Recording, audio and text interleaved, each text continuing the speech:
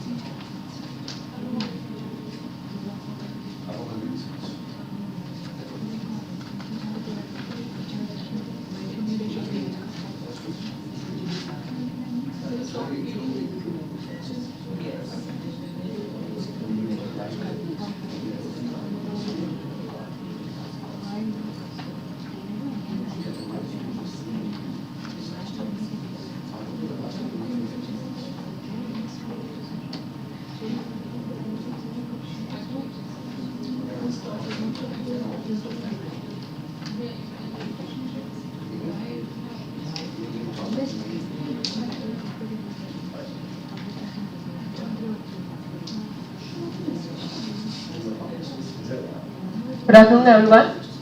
Welcome to WEF 2016.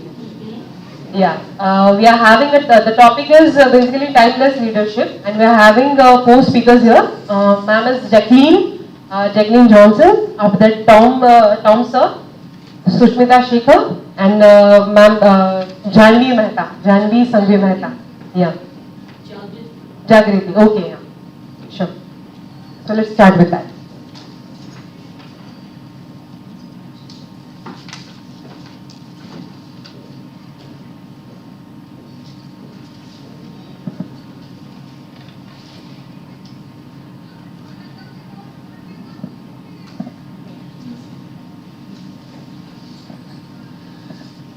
My name is Jackie Johnston Lynch. I might not need this mic. Can you hear me at the back without the mic? Yes.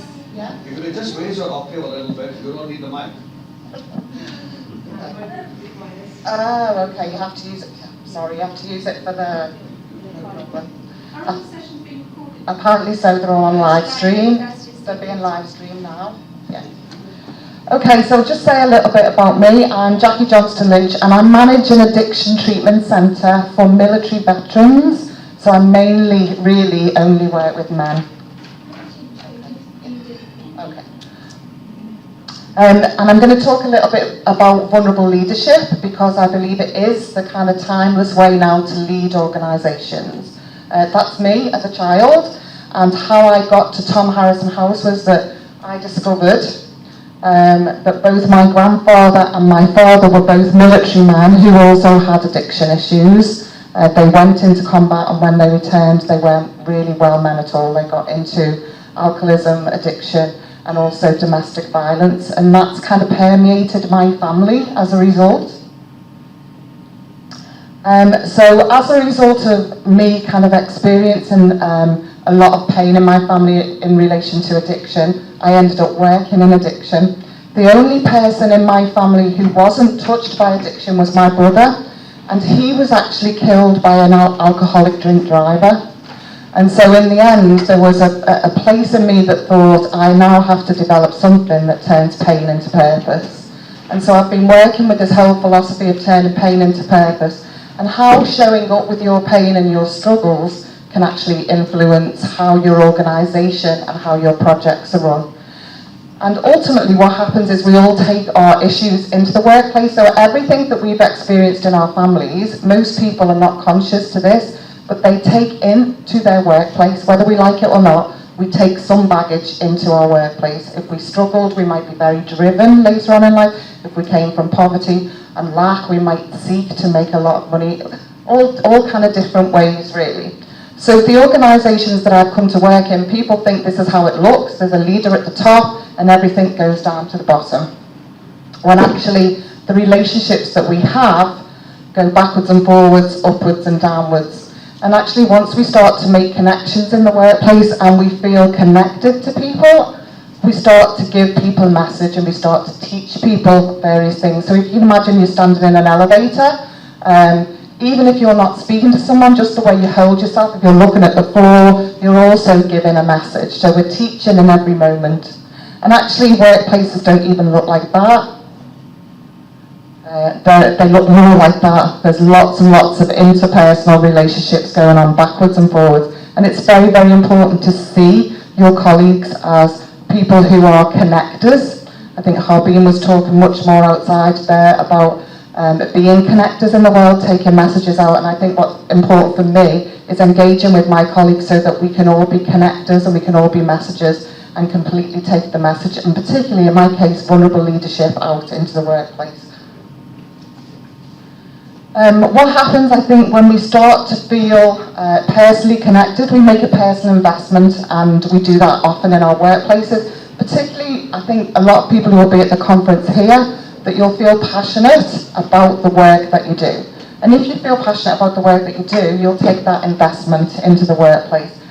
And as your investment increases, so does your vulnerability, because if you feel passionate about something, potentially that could be removed, so you feel vulnerable around that issue.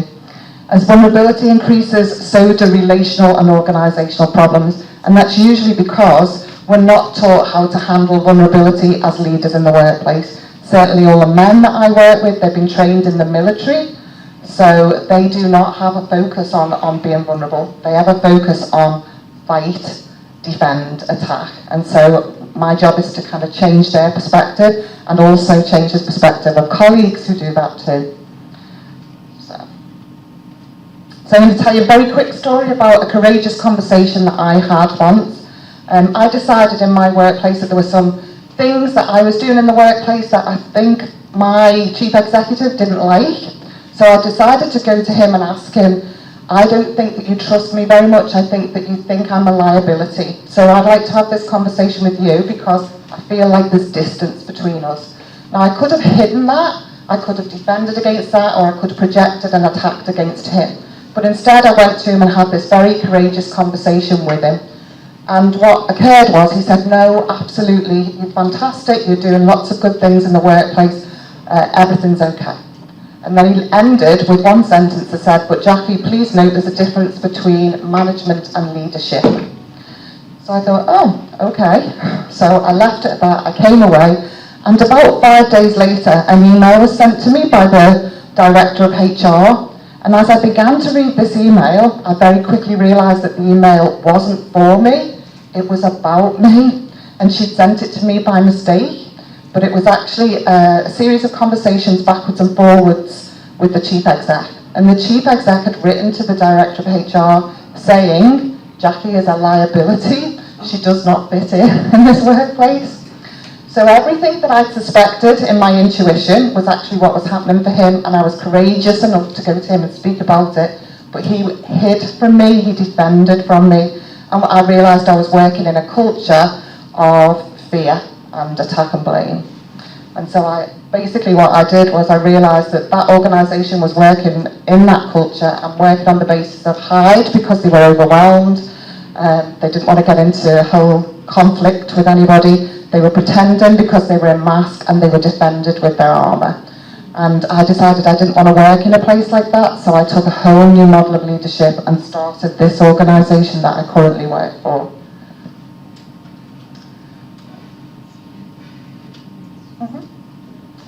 So for me, I feel that if I feel vulnerable, if I'm feeling vulnerable in the workplace, I want to be able to take my struggle to the workplace. So when I feel vulnerable, I share that with my colleagues. Often leaders are set up to actually keep that contained, to keep the organisation safe. You also have to keep yourself away from that boundary, so you stick a very clear boundary in between you and your colleagues, and in between you and the people who use your services or your customers. And for me, I see boundaries as things that can absolutely be expanded and shortened, whereas they're needed. But if I feel vulnerable in the workplace, I'm absolutely going to show up with my vulnerability. I don't fear that anymore. And so what I've developed in the workplace as a result of working with Dwayne and Catherine O'Kane from Clear Mind International is this thing called C theory. And there's been studies to say that actually people want to commune. So your staff members want to commune in the workplace. They want to feel that they can connect. They definitely want to feel that they can create, but they just don't take direction all the time. They want to create things and have the ability to create in the workplace. And they also want to be able to celebrate their wins. They want to feel that they're honoured and valued in the workplace. And additionally, there's some more C's there.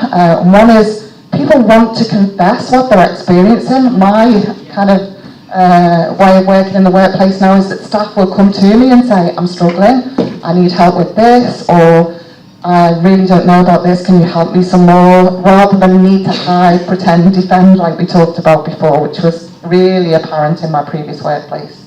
They also want to feel cared for. They also want to graduate through crisis. These days in workplaces, I think what happens is an employee gets into crisis, and what happens is that HR flies in and manages them out. When actually what we need to do is support them in that crisis and allow them to grow from that, so to graduate from their crisis, whatever that might look like. And also to have courageous conversations, which is like the one I just told you about where I spoke directly to my chief exec. And this is what happens. So when we don't foster vulnerable leadership in the workplace, there becomes an absence of trust. So if people don't trust, they will do the hide, pretend, defend stuff in the workplace. They will have a fear of conflict, so they won't approach each other and begin to speak honestly and from the heart. They have a lack of commitment to the work, which means they also lack purpose and drive and focus in their work. And there's an unwillingness to hold each other accountable, because being a vulnerable leader also means that you have to say, I got that wrong, I don't understand. I need to come to you as my colleague and apologise to you because I didn't realise that was happening for you, right? Not to suddenly issue a policy, send a directive out or send an email, but to be personally accountable. So when vulnerable leadership isn't occurring in the organisation, there will be very, very clearly an unwillingness to hold each other accountable. People will fear that. They'll feel there will be a retribution if that happens. And also there's a lack of focus on wider outcomes and results. So people get very focused on their own work and become ego-driven in their work, rather than how can I help my colleague, how can I grow this organisation? It all becomes about their personal egos in the workplace. So I'm going to go quickly through this. This is how we've started to foster vulnerability in our organisation. One is, on a personal level, what we do is we practice ACE, which is acceptance, so acceptance of your current situation. Really honour the commitment that you have to your calling, whatever that might be. It might be medicine, it might be working in charity, it might be working in the finance sector. But see it as a calling. And allow yourself to practice emotional vulnerability. So if you're sad in the workplace, if you're happy in the workplace, allow yourself to have that instead of censoring it. Be prepared to make mistakes and own them. Stay in your relationships. So Harbeen mentioned before that things need to be relational, and that's absolutely the stable kind of backbone of this work. Is if all relationships, the law of physics says they need to be 100%, then we all need to do 100% of our 50% in that relationship. So stay in your 50%, don't overfunction or underfunction in the workplace, and be able to stay personal within the professional. And on a professional level, what we do in my workplace is we have staff support and personal development. So we have a staff support group, and so we have a psychotherapist who comes in and works with us once a month. So all of the staff, if they've got any issues, we deal with them with a therapist once a month in our organisation. And we allow people to undertake personal development. Instead of saying, well, you've just got to go on a computer course, we look at their wider health and well-being. We also have a thing called check-in, check-out at team meetings. And so we check in every day, and also particularly on a Friday, with a feeling word on a number scale of 1 to 10. So each staff member will say, you know, I feel content, 8, or I feel angry, 9, I feel pissed off, 10, whatever it may be, everyone is allowed to check in that way, and then we explore that a little bit more if people need that. And we don't do team building events. Team building to me has kind of got very cliched, so what we do is enrichment events, and we look at actually what people really want to do in their workplace. So I was going to say more, but actually I'm going to leave it there because I know we've only got 15 minutes to speak, but these are the email addresses that you can contact me. But if you want to know more about kind of awakening to vulnerability, there's an organisation in Vancouver that run 3-day workshops, and if you kind of email me at any of those addresses there, you'll be able to find out more about that. But it's a very particular way of conducting yourself in the workplace that for us has kind of proved dramatically successful. Our outputs in terms of the men who come through treatment, we're kind of soaring with our successful outcomes, and that's not just because we've got a new model, we're just doing therapy that's been around for a long time, but it's because of how the staff interact. The staff are modelling leadership all the time, they're modelling recovery, they're modelling personal accountability, and in particular, they're modelling leadership to each other. Do you want me to see if there's any questions now or at the end? Okay, so I'll leave it there, but I'm very happy for people to come and speak to me, and I've got some information leaflets that I can give you about Tom Harrison House, but also go on the clearmind.com website and have a look at the work that they're doing. They're based in Vancouver, and they are an incredible organisation that works with personal leadership and how to create legacy from your workplace. Thank you.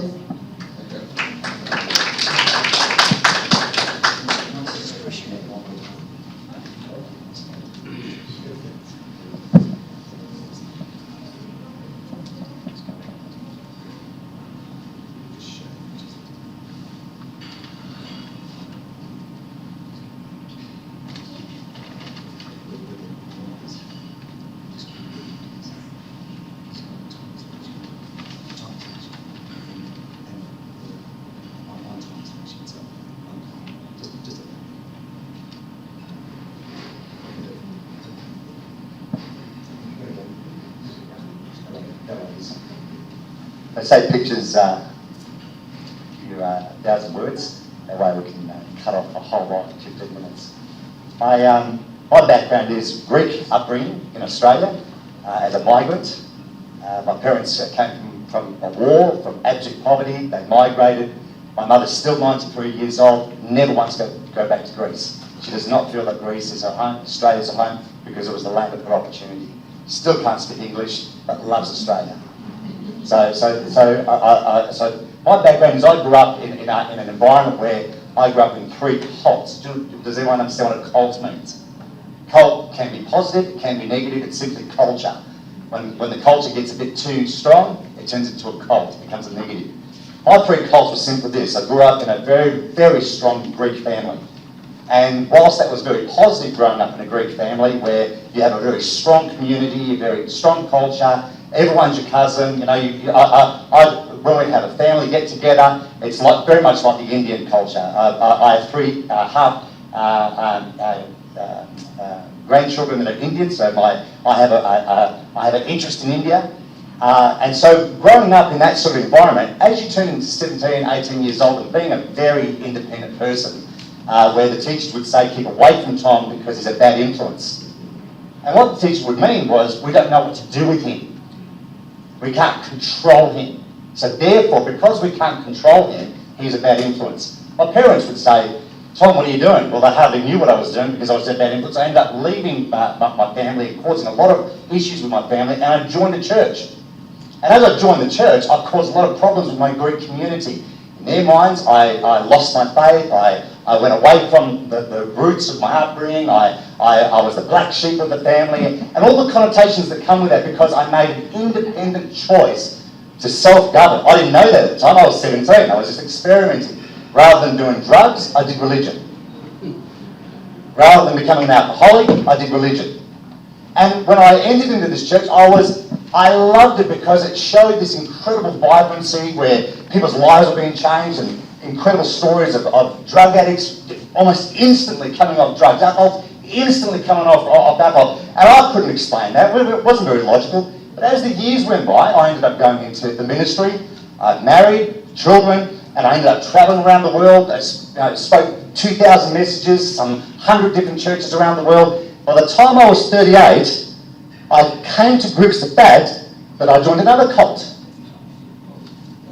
Because all of a sudden this thing that kept me, that was allowing me to grow, just like my mum and dad, they gave me so much confidence and then they restricted me. By the time I was 38, this movement that I was a part of, this incredible energy that I was a part of, was restricting my thoughts, my ability to self-govern, to make choices independent. And rather than let me be me, they said, we love your talents, we love your energy, you pioneer churches, you're incredible, but if you're going to stay among us, you've got to work within the confines of this beautiful problems with my conscience. I left that. Caused a lot of problems in terms of life. And I joined the corporate cult. I fell into the corporate cult. I needed to make money, I needed to survive, and I got into commercial management, and I ended up being very, very good at real estate and managing shopping centres, and for 10 years I tripled my portfolio. Still don't know much about real estate, but I connect with people. And the boss would go, how on earth did you get that? Well, I did a bit of marriage counselling and gave me his property portfolio. What's that got to do with it? So 10 years of doing real estate, what happened? What happens to you? You're growing and you're growing and you're growing, and they see your talent. They see your energy. And all of a sudden these rich people say, I want that energy. I actually want to own that energy. Just like my parents, we gave you life, you owe us. Just like the church movement, we gave you the opportunity, you owe us at some point. Not today, you don't pay today. But one day, you're going to have to pay back what we gave you. The corporate world, we gave you a start, you had no understanding, and now you're making lots of money, you owe us. And I would have wealthy people trying to own this gift that doesn't belong to them, and it doesn't even belong to me. I'm a steward of this gift. And so at 48, I left that cult. And the wealthy people said, what are you doing? Well, I'm going to start this thing called Temple 12. What does Temple 12 mean? I don't know yet. I like the idea. I like the idea of self-governing. I like the idea of having a clean conscience. I like the idea of when no one else is watching, I can discipline myself and exercise myself, whether it be body, in my mind, or in my spirit, and just see how far I can take myself. I'm the only limitation, and I'll hold myself accountable for what I do with my life. And so I call it Temple 12, and I call it timeless leadership because whilst I still have the core roots of a Christian, and I value my spirituality, I learn from if it's leadership, if it's moral law, I will learn it from anyone, anywhere in the world. Because to me, there is only one moral law. That's why I can resonate with all sorts of people, different faiths, different communities, whether it's corporate, whether it's an Indian culture, whether it's a Greek culture, whether it's whatever, 108 countries. I bet you if I sat down with each person from 108 countries, we can talk the same language. It resonates moral law. We have the same language. And that's why I've been able to talk to interpreters, and they laugh at the same joke. Why? Because we all speak the same language. We're human beings. Neither male nor female, neither young nor old, neither poor nor rich. And so I call it Temple 12, and the idea of the temple is, whilst and I asked a friend of mine, who, if you put it up just a little bit just to see the temple, and I'm going to get to the female, so yeah, put up a bit more. Good balance the powers here. So I asked a friend of mine who's a great artist, a sketch artist, I said, can you draw me a Templar? And the Templar was, back in about 1100, there were a group called the Templars. They were warriors, they were soldiers, they were also priests, they were also economists, they were also architects, they were also masons. They could have been a farmer, you actually didn't know who the Templar was. And they were a part of a very large religious organisation, and they were part of causing that religious organisation to grow. But once the religious organisation worked against conscience, worked against moral law, the Templar would rise up and fight the system. So the very system that nurtured them, that empowered them, they would begin to fight the system. This is also true of the female Templars. I asked my friend, draw a female Templar so we can balance the powers. So, to me, a warrior is neither male nor female. I love the idea of fighting bad ideas. I love the idea of accountability. And the only way I can hold another person accountable is not to actually say I hold you accountable, is by holding myself accountable to the highest order. And so I said, can you draw me a picture of a temper bowed down before conscience? And you have to determine what that actually means for you. And as long as your conscience is clear with your honesty of your own heart, you're ready to fight. And you're ready to lose everything as a result of conscience, not system, not rules and regulations, not what has been imposed upon you. You're willing to fight your parents. I teach young people. I encourage you to be respectfully rebellious towards your parents one day. If you're going to have to find yourself. But be respectful. I say that within any faith. Whilst you have a gift, and if you have a gift, even more so, if you have an influential gift, I'm telling you, faiths would love to take your energy and cause them to grow. Whether it's a business, they'll take you on. Whether it's a union group, whether it's a government agency, whether it's an education system, I'm encouraging you, do not get caught up, and excuse me if I'll share this word, but I'm sorry, but you sometimes just got to say the right word. Do not get caught up with what they call the bitch of success. It will bite you. It will intoxicate you. It will cause you to see things that are not real and feel things that are not there and cause you to lose everything. I was 45 years old. Can we go to the next slide and I'll show you a bit of a... there's me in a lake in the middle of the desert, anyway. So as a result of this experience, I was 45 years old. I was about to lose my marriage. My children had distanced themselves from me. Why?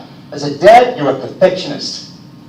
Before I came to this understanding of the temper, I was 45 years old. What a shame. But you learn when you're a bit later in life. I'm 45 years old and I'm 20 kilos heavier than I am now. My wife looks at me, a beautiful new house, bought a couple of sports cars, motorbikes, away from the religious cult now. Now I'm in the corporate cult. And she's seeing me and she says, Tom, you've changed and I don't like what you've turned into. You give the world your best and you come home and you have nothing for us. You give the world your best, you're smiling and you're doing these deals and you're making lots of money for everyone else, but you have nothing for yourself.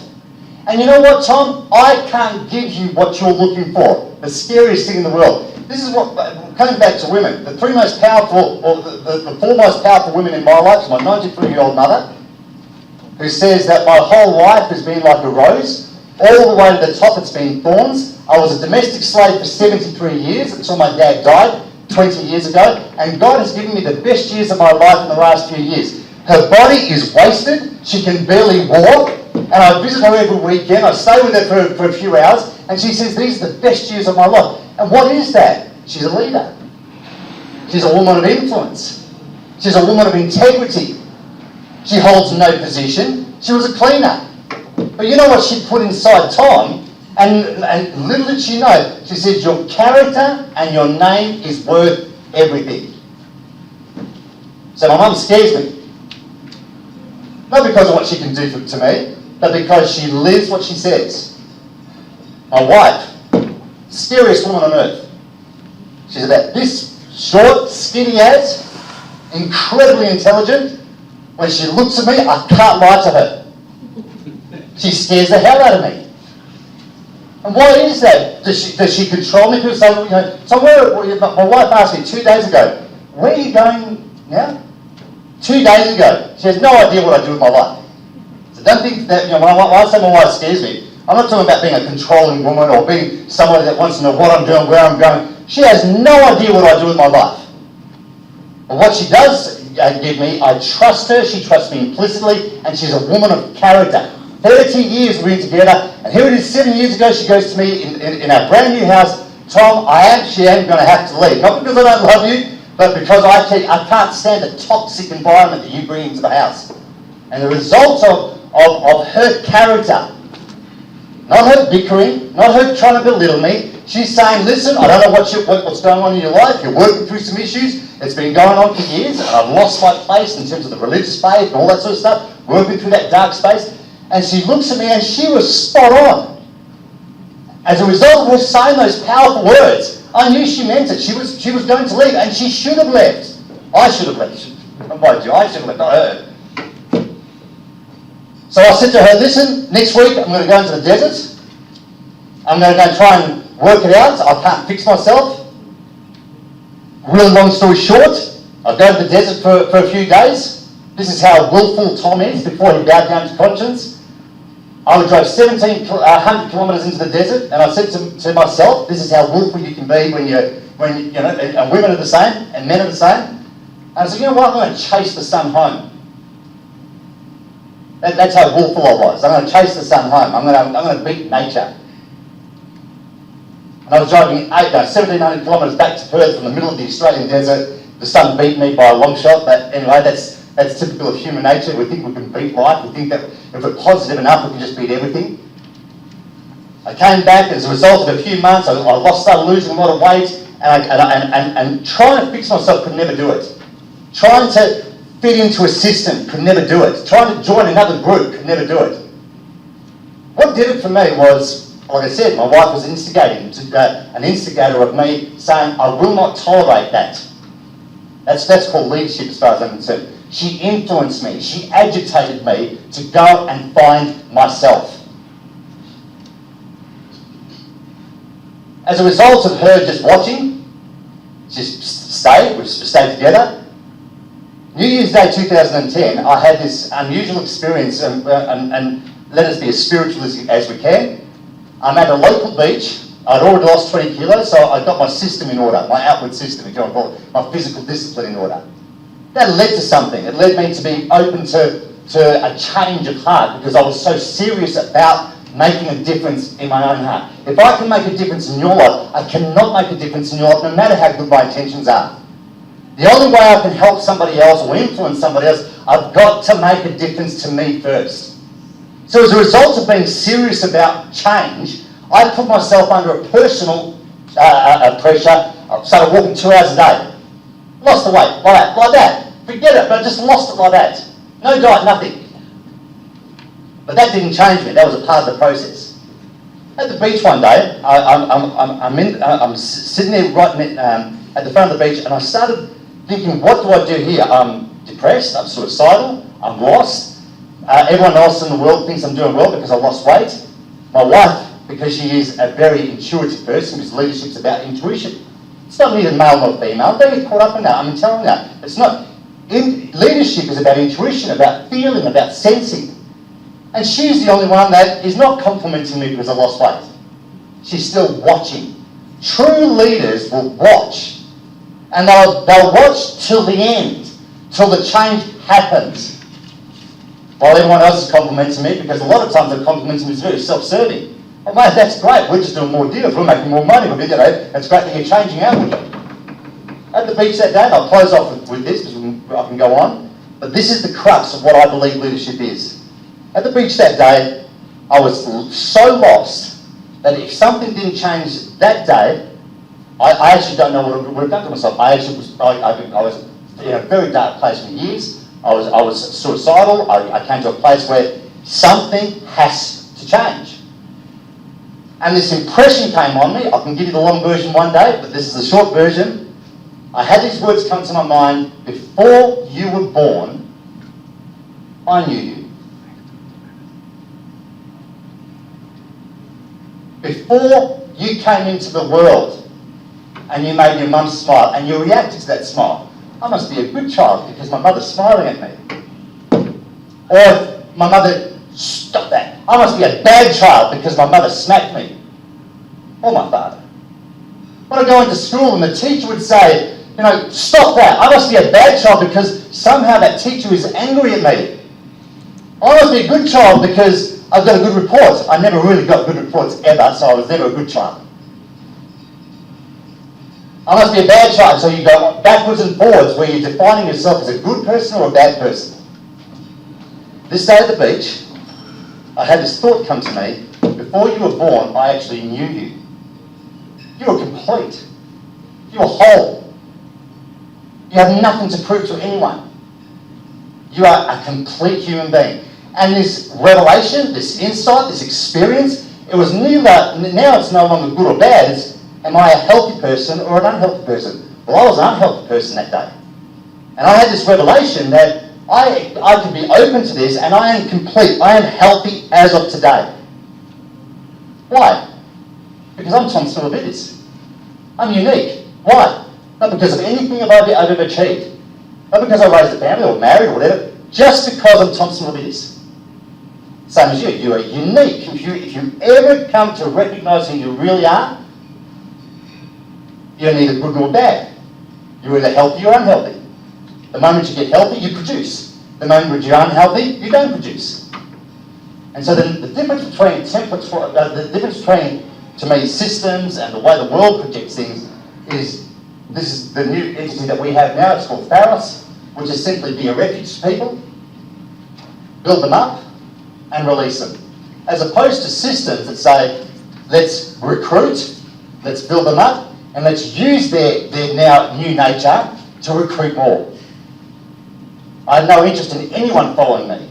You cannot even join me. I'm a part of nothing, yet I'm a part of everything. As a result of that, I started these different groups. On Sunday night, we have an orphanage in Nalor, where we look after 60 children. They look like they go to private schools. This is the best orphanage you'll see in the world, I'm telling you. And why I'm encouraged is because these children are not going to look like orphans, they're not going to feel like orphans, because we want them to have a future. I have a passion for women and empowering women in all sorts of arenas, going to prisons and that. Motivation Club, it's a club that I've started with. You can be a part of it, but you can never join it. It's empowering young business people. Run for a Friends about empowering young people to pause in life if they feel like committing suicide. And it's about fitness. I do a lot of running and empower people. Temple towards my program. And Indigenous people and prisons is where I'm at. All those are grassroots problems. If you really want to make a difference in the world, don't go to the top, start at the bottom.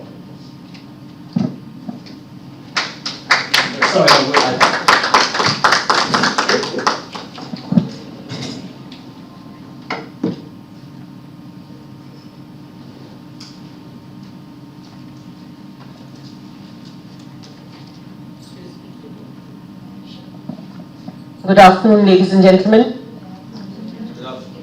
We have had a very nice, I would not used to like to use the word speech, a beautiful presentation full of energy, talking about leadership of a different kind, and so have you said about leadership of a different kind. We are talking about leadership in certain spheres here, but while I was pondering in the morning, I thought, what is it that I should approach? I will give you a very brief background about myself because there has been no introduction. My name is Sushmita Shekhar. I started my career in advertising and journalism, left it to join Sulabh International, one of the biggest NGOs. I was the senior vice president there, worked with the UN Task Force for Water and Sanitation, established my organization but went back into the corporate, headed PhD Chamber of Commerce as the Secretary General. But then I decided to leave and put all my energy into the foundation which I had created, because I felt that if I don't have the conviction in my own organization which works with the have-nots, how do I expect anybody else to join it and take it off? So since the last 3 years, I left what I was doing and I'm fully into my own organization. Having said that, I thought let us talk about Gita, the epic Mahabharata, which many of you would know, and people all over the world quote it, and I'm sure those who are not very familiar with this would have heard of Krishna, Lord Krishna, who in the Indian religion, amongst Hindus and otherwise, is considered to be one of the biggest philosophers and leaders. He was God himself, as we believe. I was reading this book which is called Timeless Leadership, and it quotes, during this big war of Mahabharata, where Arjun is sitting on the chariot ready to fight in Kurukshetra, very close to Delhi, and the Lord himself is his driver. He is sitting on the chariot, driving the chariot. He drives into the middle of the war, and Arjun looks at the people around him, his own uncles, his own relatives, his teachers, and he says, I can't do this. I can't fight my own. How can I do this? And he leaves his own arrow and says, I will not fight this war. And Krishna, in that pregnant silence, Krishna speaks. And that is what Gita is all about. That is what the philosophy of humanity, philosophy of leadership is all about. And this philosophy is timeless. So ladies and gentlemen, I'm going to give you a few excerpts of what he had said, and we'll bring it down to how important it is even today in today's world of economics, of the changes, of the slides in economy and everything else. He tells him that a true leader is a person who fights the war in his mind first. Every war starts in the mind, it's not on the field. So it is important that you as the leader of the Pandavas, you as the person who is leading the war from the other side, should fight this war inside your mind and decide whether what you are doing is right or what you are doing is wrong. So ladies and gentlemen, even today, when we stand in a country or we stand in our offices or in our organizations, the first war of objectivity has to come from within in your mind. If you are clear, if you are unbiased, if you know that what you are saying is the truth, you will fight whoever is to be fought, even if the person is your own father. Because you're not fighting the father, you're not fighting the person, you're fighting the philosophy, you're fighting an idea, you're fighting something which is important, which is an universal truth. So what Krishna told Arjun, that you're not fighting your relatives, you're not fighting your teachers, but you're fighting for the truth, and that is what is important. This was the first lesson of timeless leadership which was given to Arjun by Lord Krishna. He also talks about humility. He says that every leader has to be humble. You cannot be so full of your ego that you are not able to see the world ahead of you. But that does not mean that you do not have belief in yourself. Your humility does not mean that you do not know what you are capable of, but you are ready to learn. You are ready to learn from every single person, as you were saying. You should be ready to learn at every single moment, but be fully aware of your own capacities. Humility, my dear, is the second biggest lesson in leadership. You have to be humble. You have to be a visionary. You have to know how to see years ahead. And this particular book, they quote Disneyland and say that two managers in Disneyland were walking after the theme park was complete. One of them says, it's so sad that the gentleman who had seen everything, Mr. Disney, is not alive today. And he could not see this. But the other person says, no, but you're wrong. He saw it 10 years beforehand. We are seeing it today, he knew then. And because he had seen it, he had a vision and he knew how to join the dots of what was present. That is why we have the Disneyland today. So whatever we see today, based on the facts of today and knowledge of what will come in the future, we build a vision. And a leader, a good leader, is always a visionary who understands the capacity of the people around him, his own capacity first, the situation around him, he joins the dots and he can understand and he can envision what is there in the years to come. Something which is, I may be a minute or two ahead, something which is very close to my heart and it has really sunk in, I would like to share with you. Again, I go back to the book. It says, there's a word in Hindi called Rajrishi, means Rajshri. When you're king like. Raj is Raja, is king, and Rishi is a saint. So Rajrishi, you're like a king. What does it mean? The first word is Raja, means a king. The second is Rishi, means a sage. You are the king. You have the powers of the king. You have the years of your disciples. You have the power to control, but you are like a sage. You stand back. You stand back and you're objective to the entire vision around you. It doesn't touch you. You're like a sage because you're able to make a difference to the thought of being a person with a power and a person who does not delve into the power to do anything wrong. So you give away your powers to a point to your people so they can enjoy it. At the same time, you hold it back so that it doesn't affect you. So you're a king and a sage at the same time. You're objective. You're not a subjective king. You're objective and you're king because you rule the country. This is a very, very important word, and when I was reading this, it affected me so strongly because being judicious is one of the most important things of a leader. Leaders have to be judicious. They cannot be ruled by relationships. They cannot be ruled by their own likings and dislikes. An issue is important, not an individual. And I think my 5 minutes are getting over, so I will rush back and try to finish it with something else.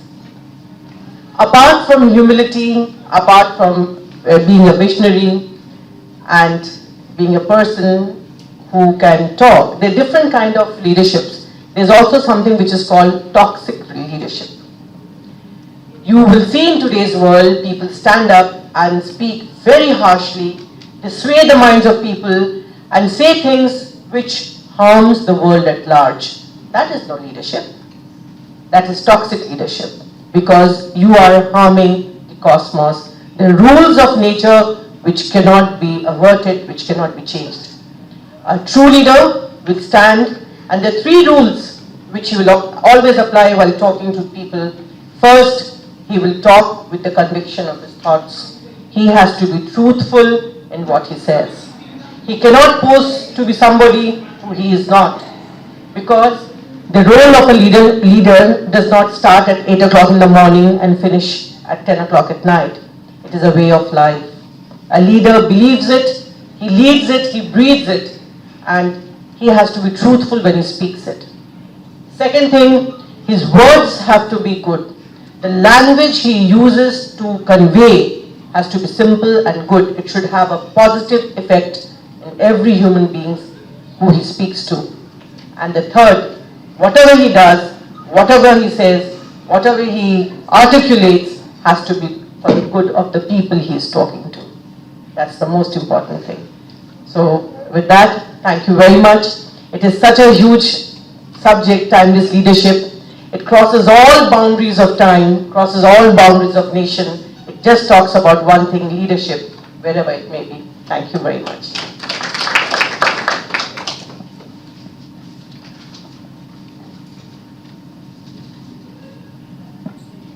Good afternoon, everyone. I'm Chagriti Mehta Sangvi, a fashion fabric designer and garment entrepreneur, an executive committee member of Federation of Indian Women Entrepreneurs.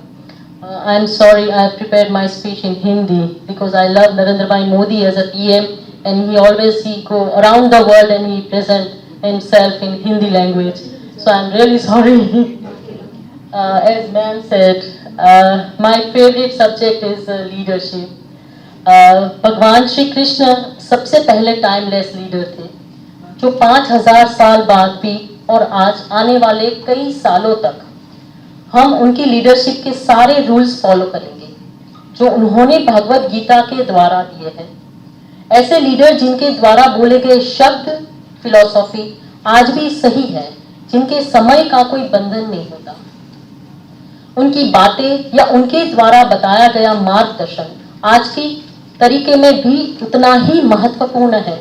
And such लगता है, मतलब वो timeless होता था। शायद इसीलिए ही उनको पूरी दुनिया टाइमलेस लीडर के रूप में याद करते हैं। आज भी उनकी बताई गई फिलॉसफी और फंडामेंटल्स को लोग फॉलो करते हैं। ये तो है श्री कृष्ण की बातें। अब हम अगर आगे की बात करें, आज के लीडर की बात करें, तो अब्राहम लिंकन वो एक ऐसे लीडर थे जो एक समय में एक सामान्य फैमिली से थे, लेकिन ये दुनिया को उन्होंने बता दिया कि लीडर कैसे बनते हैं, ये क्वालिटी, लीडर बनने के लिए क्या क्वालिटीज चाहिए। तो उन्होंने बताया कि लोगों का लीडर क्या होता है और लोगों के लिए लीडर क्या होता है। कुछ लोगों का मानना है कि लीडर वो होता है जो लोगों के बीच में रहे, पॉपुलर हो, एक्स्ट्रोवर्ट हो, मगर ये जरूरी नहीं है। इब्राहिम लिंकन को ये इब्राहिम लिंकन ने ये दिखाया, वो इंट्रोवर्ट थे, लोगों के बीच में रहकर एनर्जी के लेने की बजाय रीडिंग और वॉकिंग पसंद करते थे। तो ये जरूरी नहीं है कि इंसान तभी लीडर बन सकता है अगर वो एक्स्ट्रोवर्ट हो। क्या ये फर्क होता है लोगों के लीडर और लोगों के लिए लीडर में? लोगों का लीडर वो होता है जो ये कहता है कि मैं यही हूं, फिक्र की कोई बात नहीं है। मगर जो लोगों के लिए लीडर होता है वो ये कहता है कि हम सब यही हैं, साथ साथ है, मिलके काम करेंगे, फिक्र की कोई बात नहीं है। ग्रेट लीडर वही रहता है जिसके दिल को छू जाता है, जिसकी बातें दिल को छू जाती है, उनके जीवन का एक हिस्सा बन जाता है। लीडर और फॉलोअर के बीच का रिलेशनशिप बहुत स्ट्रांग होता है, जितना ज्यादा मजबूत होगा उतने ही ज्यादा सफलता मिलेगी। इब्राहिम लिंकन में भी यही क्वालिटी थी जिसके द्वारा हम अमेरिका के प्रेसिडेंट बन सके। ग्रेट लीडर से सबसे सीखने वाली बात होती है ये धैर्य और सहनशीलता। सब सक्सेसफुल लीडर में यही दोनों चीज कॉमन होती है। किसी भी कंडीशन में वो अपने दिमाग पर काबू रखते हैं, कूल रहते हैं और कोई भी प्रॉब्लम में वो स्ट्रांग खड़े रहते हैं और दूसरों को भी हौसला देते हैं। ऐसे इंसान अलग होते हैं, हमेशा पॉजिटिव होते हैं, हमेशा सोसाइटी या लोगों के बारे में ही सोचते हैं और अपने बारे में नहीं सोचते। इन लोगों में बहुत धीरज होता है, वो अपना मुकाम पाने के हौसला भी रखते हैं, चाहे कितनी भी मुश्किलें आए वो डरते नहीं हैं, उनका सामना डट के करते हैं। जो निश्चय किया होता है कि वो मुझे करना है वो करके ही दिखाते हैं। तो इसे क्राइसिस मैनेजमेंट हम कह सकते हैं कि जो क्राइसिस आती है उसको वो कैसे उसमें से सॉल्व करते हैं। ग्रेट लीडर की सोच बहुत क्लियर होती है और उनका दिशा निश्चित होती है। मेरे पापा कहते थे कि जैसे सब लोगों की आई साइड अलग अलग होती है उसी तरह सबकी माइंड साइड भी अलग अलग होती है। जैसे मैम ने कहा कि जो ग्रेट लीडर होता है वो 5 से 10 साल तक आगे तक का सोचता है। उनको पता होता है कि 10 साल, जैसे डिज्नीलैंड में पता होगा कि उनको पता था कि 10 साल बाद ये क्या बन जाएगा। तो जो लीडर होता है, ग्रेट लीडर होता है, उसके 5 से 10 साल तक का आगे का देखता है, जो नॉर्मल इंसान कैलकुलेट नहीं कर पाता। एंड जब तक उससे गोल या रिजल्ट नहीं मिल जाता तब तक वो उसी चीज पे डटा रहता है, उस चीज को वो छोड़ता नहीं है। तो ये एक बहुत खूबी होती है ग्रेट लीडर, टाइमलेस लीडर के लिए। ग्रेट लीडर का कैरेक्टर ट्रांसपेरेंट होता है, जिससे कई लोगों का भरोसा अपने आप ही उसके ऊपर आ जाता है। हमारे पीएम श्री नरेंद्र मोदी जी को ही ले लीजिए। पब्लिक तो बहुत कुछ कहती है, बुरा भी बोलती है, अच्छा भी बोलती है, लेकिन उनके ऊपर कोई कैरेक्टर के ऊपर कोई उंगली नहीं उठा सकता। मोदी जी एक सामान्य इंसान थे, उन्होंने भी बहुत सारे प्रॉब्लम लाइफ में देखे, जैसे वो टूट जाते, परंतु उन्होंने अपनी मुश्किलों का सामना किया, अपनी वीकनेस को स्ट्रेंथ बनाया। बीइंग ए गुजराती, हम तो उनको मुख्यमंत्री के रूप में बहुत सालों तक परख चुके हैं कि उन्होंने गुजरात अर्थक्वेक के बाद जो 12 साल में गुजरात को कहां से कहां तक ले आए। वो आज भी अभी जैसे वो अमेरिका में गए थे तो अमेरिका में उनके लिए एक नवरात्र का फास्ट था, उनका भोजन तैयार किया था। तो उस दिन उन्होंने अमेरिका में भी डिनर नहीं किया क्योंकि माता का फास्ट था। उन्होंने अपनी अच्छाई या अपना नियम किसी दूसरे की वजह से नहीं छोड़ा। तो लीडर वो होता है जो दूसरे क्या सोचेंगे वो नहीं सोचता, वो अपनी के ऊपर अड़ा रहता है। ग्रेट लीडर के पास बहुत बड़ी ताकत होती है और वो है कम्युनिकेशन स्किल। एक अच्छा लीडर अपने विजन और अपने गोल को बहुत अच्छे से लोगों के सामने रख पाता है। पब्लिक को लगता है कि वो बात उनके लिए ही कही जा रही है, उनकी बातें पब्लिक को दिल से छू जाती है। ऐसे लीडर बहुत सामान्य होते हैं, जैसे कि गांधी जी, उनकी हर एक बात कैसे लोगों को छू जाती थी। ऐसे लोग बोलते कम है और जब बोलते हैं तब बातें लोगों पर बहुत गहरा असर छोड़ती है। एक टाइमलेस लीडर जो आज गांधी जी से 50 साल पहले भी थे और आज से 50 साल बाद भी हम गांधी जी को ऐसे ही याद करेंगे। That is timeless leader. जब कृष्ण भगवान के बाद हम अगर किसी को लीडर के बारे में ऐसे सेम चाणक्य ने भी बिना शस्त्र को हाथ लगाए भारतवर्ष की पूरी हिस्ट्री बदल दी। उनका कूटनीति शास्त्र और अर्थशास्त्र आज भी इतना ही महत्वपूर्ण है। ये होता है ग्रेट टाइमलेस लीडर का कैरेक्टर। इतिहास गवाह है, जैसे जैसे टाइम आगे बढ़ता रहता है और कल्चर भी बदलता रहता है, टाइप्स ऑफ लीडरशिप भी बदलती रहती है। ग्रेट लीडर अच्छे डिसीजन मेकर होते हैं और उनका ओपिनियन या डिसीजन पब्लिक के डिसीजन से मिलता नहीं है कभी कभी, लेकिन फिर भी वो अपने डिसीजन जो लिया है उसको वो प्रूव कर देते हैं कि मैं सही था, चाहे आज चाहे 2 साल बाद। लीडर अपनी मंजिल पे पहुंचने के लिए वो जो रास्ता चुनते हैं उसमें अपनी टीम का लोगों का पसंद करना वो उसके लिए बहुत जरूरी होता है।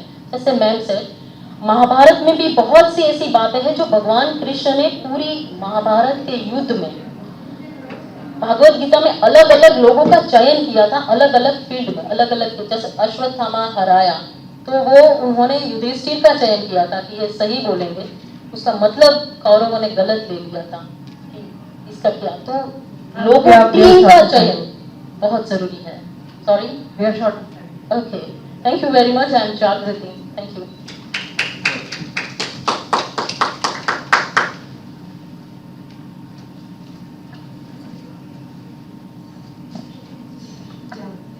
Questions? Any questions?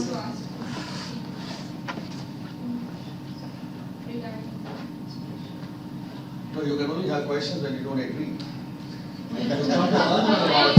Any other inquiries? No, I just had an observation to all 4 of you. For me, the leader is the guy who can touch, move, and inspire. And the guy who can only do it when he has a conviction about himself. You've got to be naked in your thoughts and actions to yourself. Because you are the Christ and you are the everyone to yourself. You are complete. The problem is that we suffer from a mental deficiency. And we are all prisoners in the masters of our prison. So, whether we call it vulnerability or whether we call it anything, it's pure common sense. And unfortunately, common sense has become very uncommon these days. That's all I want to say. But it was fantastic.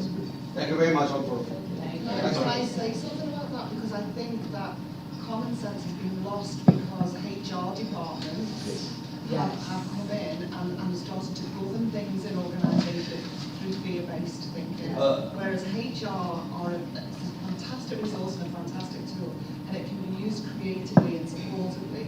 But because often HR is now all about legalities and being sued and so on, that they can come in and create this fear-based culture in organisations. So unfortunately, common sense kind of goes down the plug hole when you get that kind of HR-based thought in the workplace.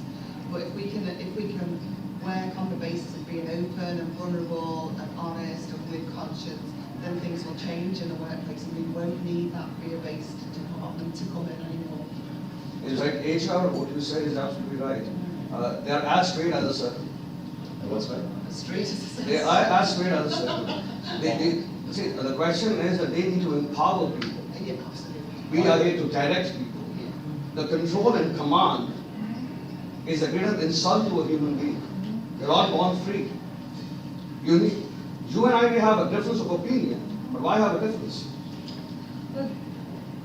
Yeah. So as you're speaking about that, the thing that occurs to me is that the purpose of HR is actually geared toward business itself and to The purpose of HR is actually geared towards business and the bottom line, instead of looking at how to support the people themselves. And when we focus on the support of people, it's that process of me seeing you and you seeing me. And in that seeing of each other, self-actualization can start to happen and the honesty can come. And when that becomes our goal, the other problems that are there that need to be solved start to have the solutions that are going to move forward. They're going to be progressive, right? But I think until we actually look at the inception of the motivation itself, where business becomes more important, profits become more important than the people who are helping to create them, we're going to continue to perpetuate the problems that we're dealing with. And so that comes back to what you're talking about, leadership, where from the very top going to the very bottom, we have the leader herself or himself has to be able to be transparent, or as transparent increasingly as they possibly can, right? And in that transparency with the self, they are able to set that model, that tone, that that example, and their actions follow as such.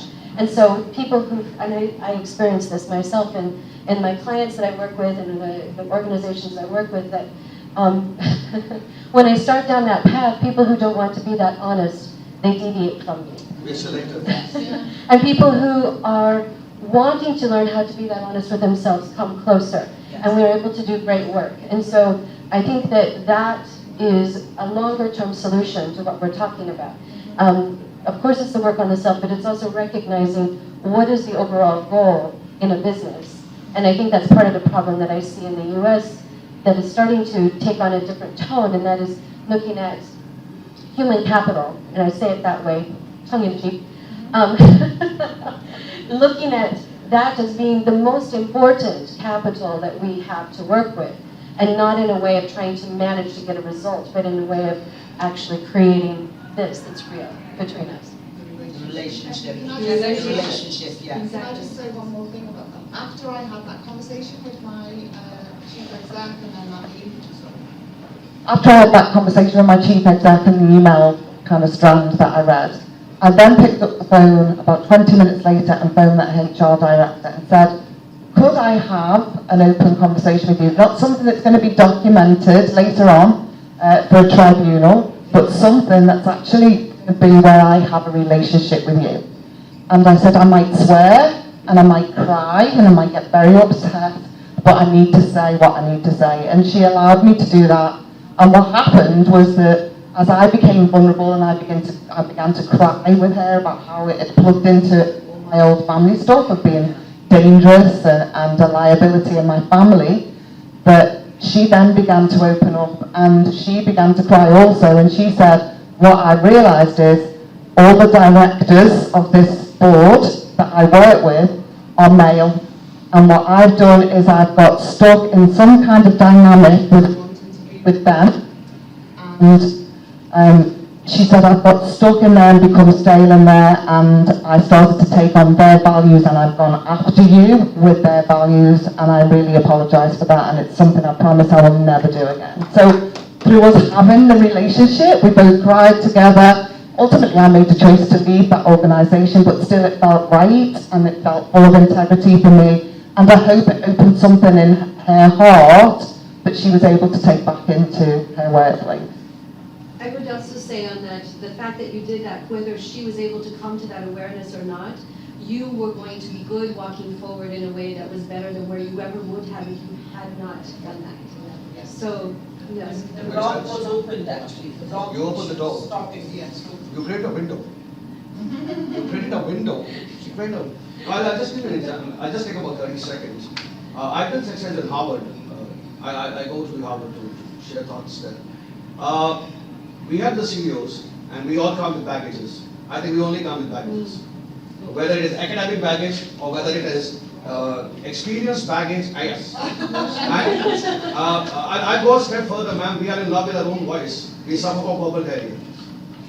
So all the CEOs, let me put this way, because they are the most vulnerable specimens at the top. Yes. Right now, and there were 30 of them. So I had a bag full of them. So I asked a very simple exercise. Was that, can you tell me, share anecdotes or instances where you screwed up? And there was a pin drop silence. So and they asked me, said, in my life, I said I only screwed up. The only thing I did in my life was I had so many failures, but I learned from them. So I'm proud of my failures. I'm blessed. I celebrate them. So that's how you go ahead. Because the guy who says he didn't screw up, he has to be in a mental asylum or a psychotherapist. Well, and it also creates a bigger problem in leadership perpetuated, because what I speak about is this idea of the virgin birth of success, that somehow it arose like the Venus de Milo out of the waves, perfectly formed as it was, and nothing bad happened in the process, right? Yes, the person is just a boss. Right. Boss is always right. And Please don't get offended, just change those alphabets. You have BOSS. Turn it around. I don't need to explain that. SSOP.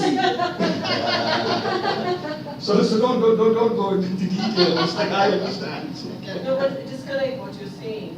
Like when I said that, you know, a leader is not a leader from 8 o'clock in the morning to 10 o'clock at night. It answers it all. You know, until you are a person who is convinced of what you're saying and genuine in what you're doing. Countless times, countless situations, Always. There is no boundary in every field, in any field, especially in the crisis management. If you are success, it's okay. Actually, we love to create crisis. I have yet to come across that we left to first create a chaos. All the executives, when I talk to them, they love to create a chaos. Then they put all the energy to manage the chaos. And then they say, hey, we managed it. Damn it, but why did you create it? And that is actually success. I loved what you said about the convictions of their truth. I think hand in hand with that is the accountability to self, of being able to be wrong. And when you can hold both of those at the same time in hands together, then you have the ability to have the vision to be a leader. Absolutely. I agree. That's a good point. Thank you. Thank you very much. I must say that every woman is a leader, timeless leader. And every mother is a timeless leader. Yes. I would take it a little further. I'm sorry, since we are in a women forum, Yes. I'm not a feminist. Having said that, or I'm saying this is because feminism has also distorted to such a point that we forget everybody else. We have to respect every human being, man or woman. Man has to be respected, a woman has to be respected, and period. Nobody is less or more than anybody else, because we're born equals. That's it. Thank you. That's how we mothers. Thank you so much. Thanks. Thanks for helping organize it. Thank you. Thank you so It was much. a nice conversation and discussion, yeah. Thank you very much.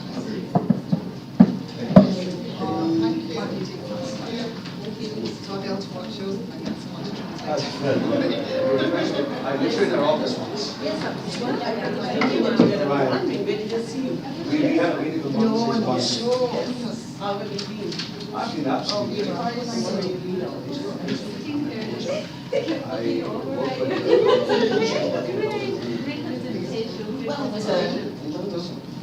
No, well done.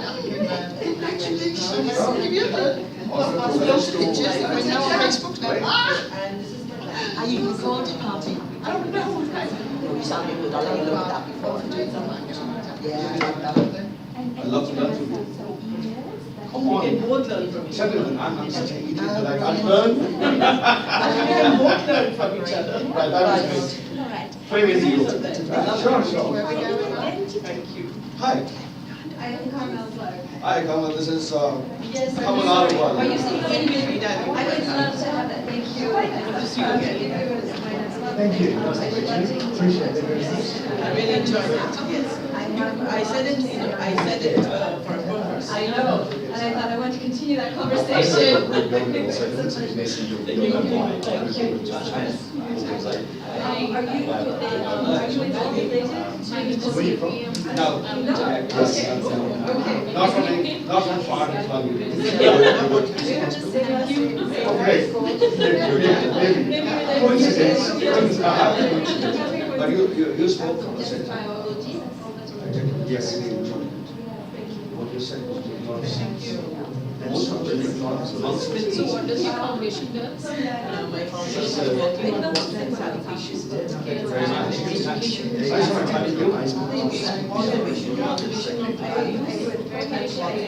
It's a new language. It's why I take it to the young. I always say, let's have a meeting. Thousands of things. It's not a problem. It's a new language. I'll learn it. We will join. That's I just said I found a foundation, but I was not I left about 3 years back and it was all that time there. So it will not work. Absolutely. See, we would say. Yeah. It was important. Thank you very much. Thanks. So well is great. I really admire you. You know why? Because a guy who wants to explore his roots, right? And he says he doesn't know where he's going. It's the best time. No, yes, I have to agree with that. I really did enjoy. Because anyone who says that he's found it is a great idea. Right. Because we are searchers. I'm just seeker. enjoying the results. And did you also enjoy when he said, I don't want anyone following me. Absolutely. Don't come here. And I thought, You that know, is the people- kind of leader. No, I don't know what to say. The guys who want people to follow are the most insecure guys. Yes, Just follow your own self. that's right. And the problem is we don't follow ourselves because we're vulnerable to our own selves. We suffer from a disease known as aloneness. Yes, it's very true. Having said that, I have a real passion to train people to know how to read them. So that's the balance of that. So I'm fortunate enough to have. I could see a mirror in him because I left the corporate. I kicked the bucket when I was 38. Right. I used to, I was given in charge of an organization which was $60 billion. And I was the biggest ass they had at the top. Because that, the more you're an ass, the higher you go. The higher you go. Right, that's right. You But notice. the beauty I love about that is that I train young people how to fight without being nice. Yeah, and isn't that great? Here's my son's 26. At 24, he says, Dad, I'm making way too much money. What the hell? I need to start giving away. And he created an orphanage, married kids, properties, he's got his own business, sold his own first business by the book. So to me, I love, it's a shame we can see the balance of that. I'm very passionate about competition. Because they're training people. He's absolutely right. You've That got to train 38, them. I just kicked a bucket. I said, and then for about 3 months, I didn't know what I was there for. You've got to be a seeker, then the sought. And success is the biggest, I would say, seduction. It's something which is obnoxious. It makes you an idiot, absolutely. You start being They just start believing it. You think that you're the boss. They start believing it. I don't know why. That's the seduction. Why just you can't be nobody in life? I'm amazed when I look at people and they want to be somebody in life. I say, yeah, why can't you be nobody? Just go sit in a corner and enjoy and celebrate that fun. Why do you want to go on the stage and bark? Sick of the barkings. But I work with people a lot where they want What to. do you do? So I'm a transformational coach, a speaker, and author, and when I work with people, and I've said this for 16 years of this work that I do, I'm working myself out of the job with every client. Right. Because all I am doing is we've aligned together for this period of time, like you launch, right? Until they do on their own. And the other thing that I always say, when people come into this this process and they start to, we have assignments, they come into their sessions, they have another assignment, they say, okay, I trust you. If this is how you are choosing to do it, I trust you. And that trust in them is them leading themselves instead of them following me. And in that, them leading themselves, they take us where we need to go instead of me being like, Someone who would use this trust. Yes. I wish we could trust. The only trust most of us have is a distrust or a mistrust. We keep repeating the same damn sentence 10 times because we ourselves are not This convinced. session is going to be the cultural. Did you talk to Yes. the But here's the thing that I see. So Oh, it's cancer? Okay, thank you. Have a child, just like a child. And you get down on their level, and you look right up, with a little bit of a smile, and you say, what's their truth? Give me a bus. And you watch. Artificially falls away, and they start to laugh, and they get absolutely beside themselves. And so, God actually really distrust ourselves, I think we just forgot. One of us talks off. I'm very good. You love to have I do consulting for construction. all that. I look at it and I don't know why they're telling me because I feel like they say. Because there's no judgment in it whatsoever, and you see the other person. And they say, I agree. And then once they say that, they're so free, and then we can actually. We have a session. We'll catch up. Yes. Yes. I speak on Thursday Hey, at you spoke. 1:45. Thank you. Bye. Whereabouts would you say? Where would you I don't know. Where is that? कौन सी जगह पे? पता नहीं ढूंढना है। ये ये मेरी जैसे वो तेरे पास पेपर है ना देखो उसमें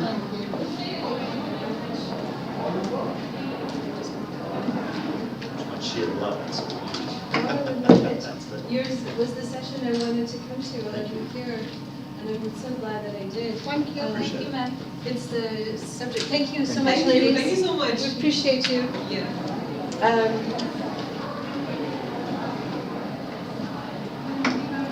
Manola's sitting down. We will die. We do.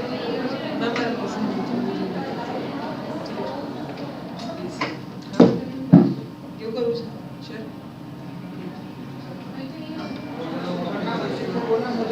Ma'am, the current session is being cancelled right now. Is it being cancelled? Yeah, and we are having a next session at 4:15. 4:50. Yeah. Thank you. कब तो हो जाएगा ma'am ये? मैं देती हूँ. अभी दे दो फिर 5 मिनट लगेगा ये करने में. Okay. कॉपी करने में टाइम लगेगा. हाँ. आप देखिए ना उनका हैंडल को कर दो वो लगाते रहेंगे. हाँ, okay. बस आप इधर बात करें. हाँ. फिर आप उन्हीं से लेके. मैम. हाँ. ठीक है. हाँ.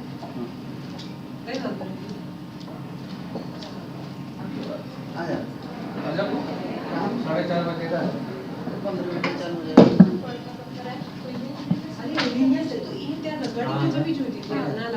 पूरी जाएंगे और क्या करेंगे? मेरा दे दिया खाली कवर पकड़ लीजिए.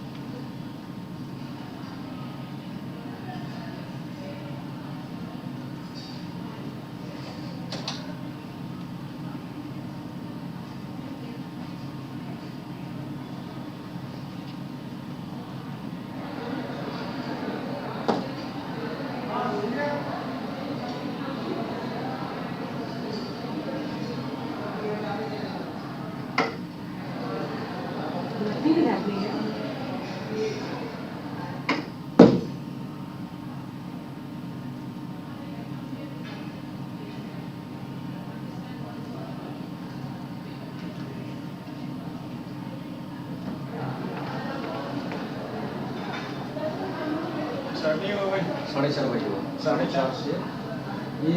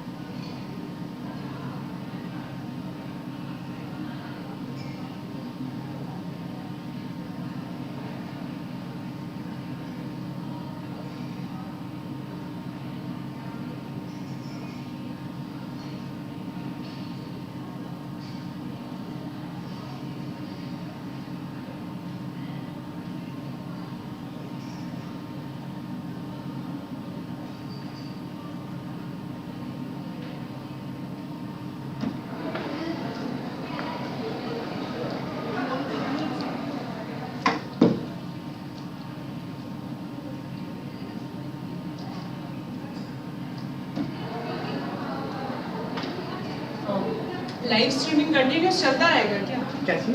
Live streaming? मुझे नहीं पता क्या लाइव स्ट्रीमिंग। तो जो है उनको भेज देंगे अब? ये कैमरा वाले को? हाँ, लाइव स्ट्रीमिंग वाले को। अच्छा, तो वो आ जाएंगे जब उसका स्टार्टिंग होगा ना, पता नहीं कौन लगा था। नहीं हो रहा live streaming? I don't know, एक बार जोई ले। पता नहीं कोई कर रहा, पता नहीं क्या।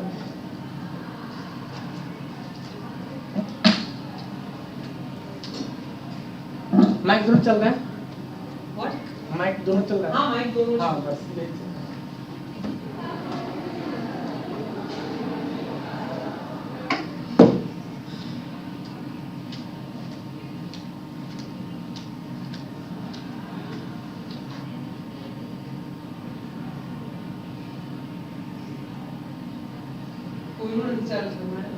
The Adobe Flash player is required for video. Get the Flash player.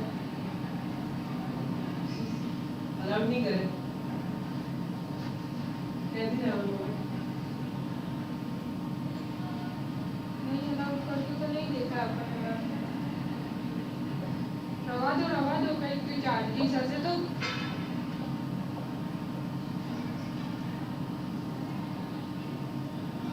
Washroom लिया होगा। तो તમે આ પેલા હાર્દિક સર છે ને, હાર્દિક સોલંકી સર મીડિયા રૂમ લઈએ સાહેબ લેતા આવો, પાછા આવતા લેતા આવજો. અને મેડમ આ પેલી બેનું નામ શું છે? હું ઓળખું છું. એમનું મને પ્રોનાઉન્સિએશન અને એમના વિશે પૂરું પડશે. આ લોકો તો જનરેશન એક બધાનો વિડીયો છે તે લોકો તો બોલતા હતા. મેડમ આપણે 4 મિનિટ સાથે સપોઝ ઠીક છે કે આપણે કોઈ વધારે આપી થોડુંક બેને તો ઇન્ટ્રોડક્શન આપણે બે લાઈનમાં એટલે કેવી રીતે કહું છું? ઉપર છે જેમાં આપણે નાખ્યું છે she is a entrepreneur. She is the director of Tom Harrison House, the story writer. Madam આપણે ઓલરેડી લેખી દીધું અને વિડીયો નતો આવ્યો ને એટલે પણ એ તો એક પહેલા દિવસે બન્યું છે. બરાબર છે ને? મિસ્ટેક છે મેમ, તો થાય બધા. આપણે હા એવું છે કે પેલા મેમ પછી સ્ટેજ ઉપર ઉભા રહીને બોલે. મને શું ખબર છે? આ બધા છે ને આનો કોણ હતા? લોકો જે હતા ફાઉન્ડેશન એન્ડ સ્ટાર્ટ કરીને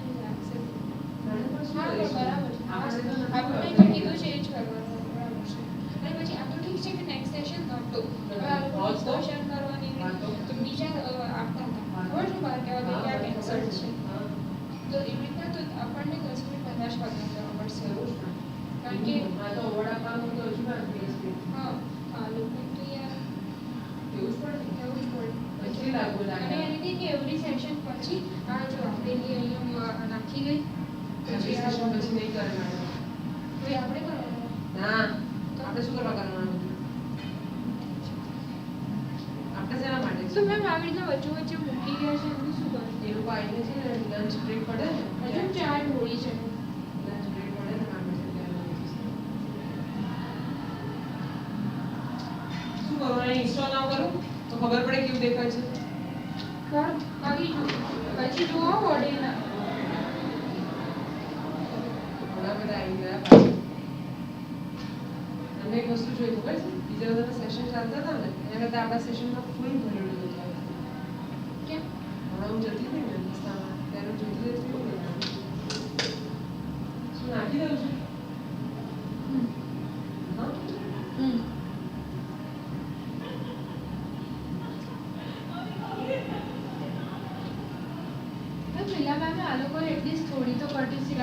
હિન્દીમાં સ્ટાર્ટ કર્યું તો શું થઈ ગયું યાર?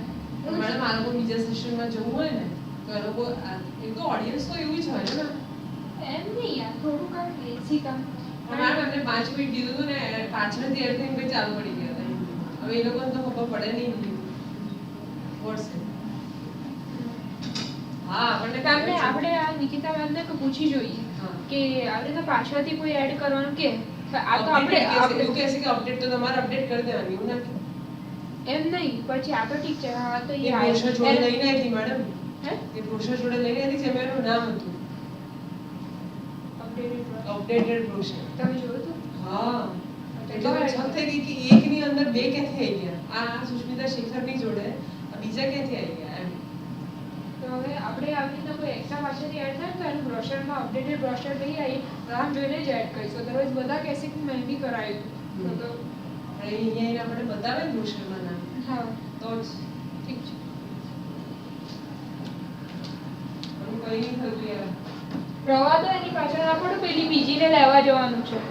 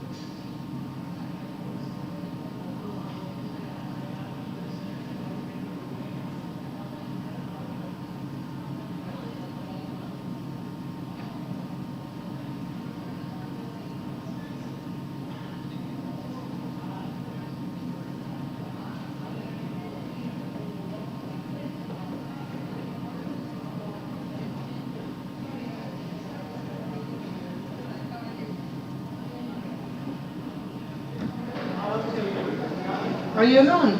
Yeah, ma'am, the session has been cancelled. This session has been cancelled. The next session will be from 4:15. Oh, you mean the cultural is Yeah, ma'am, that is cancelled. Oh, it was very interesting. Yeah. Oh, sorry about that.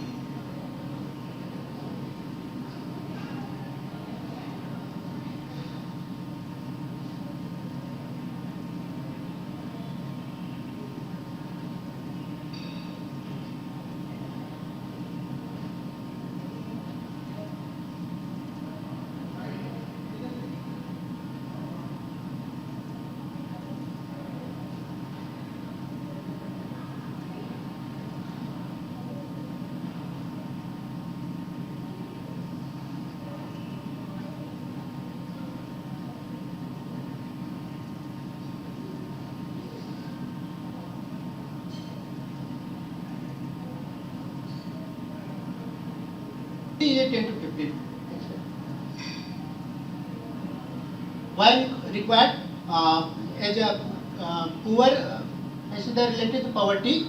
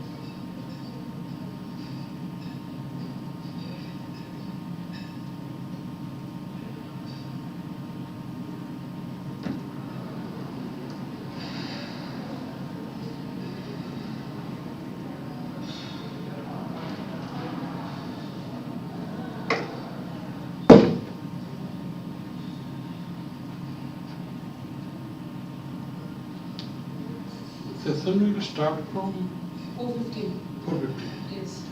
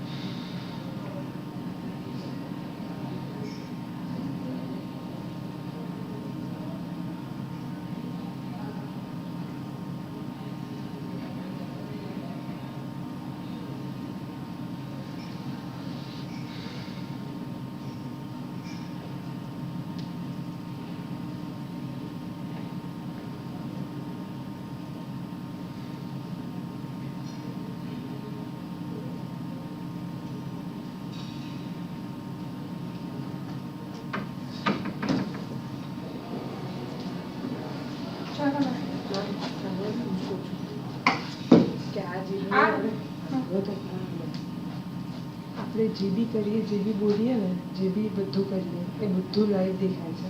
હમણાં જ દરેક બધું જ એટલે પહેલાંનું પણ પહેલાંનું નહીં, આ લેક્ચર સ્ટાર્ટ થયા ને ત્યાંથી લાઈવ સ્ટ્રીમિંગ સ્ટાર્ટ થયું હશે પ્રબંધનું.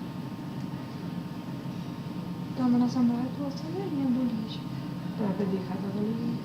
આવે છે તો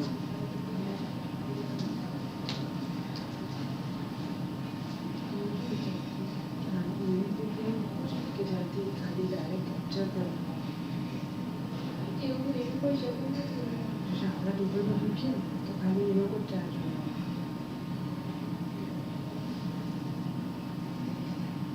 આપણી બેસવાની જગ્યા તો એક છે ને આપણે ટેબલ પર બેસીશું તો આપણે તો અડધો થઈશું જ નહીં. આપણે બેસવાની જગ્યા થઈ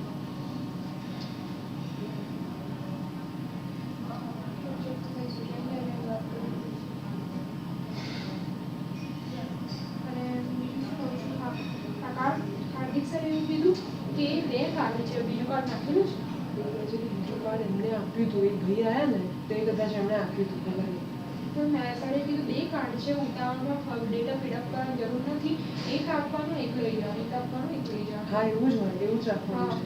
સપોઝ આ સેશન તો કમ્પ્લીટ થાય ને તો હજી બહાર જાય કે 15-20 એને ખબર છે, એને ખબર છે. એટલે કેવું કરવાનું ખબર છે, આ લીધું બરાબર, હવે એને આપીએ આપણે, પછી નેક્સ્ટ સેશનમાં કમ્પ્લીટ થાય ને ત્યારે લેતા આવવાનું પાછું અને આને આપતા આવવાનું જે બહાર જાય. ચલો વેસિંગ કરી દઈએ કે પ્રોફાઇલ ચાલો કેમ નથી કરવું? ચાલો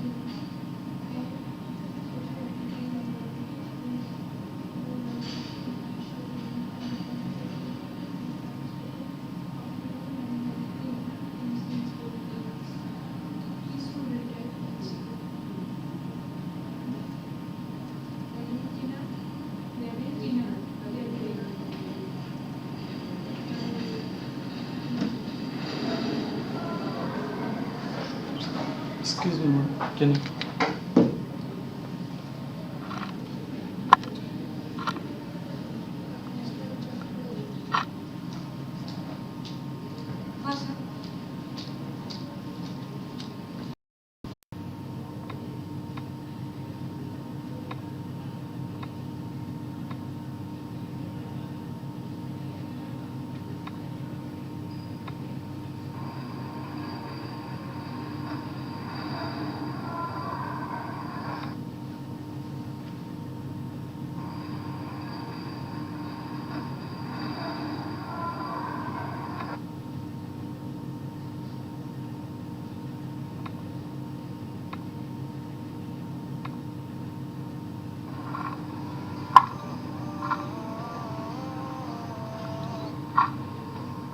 हेलो हाँ क्या 11 नंबर काम है तू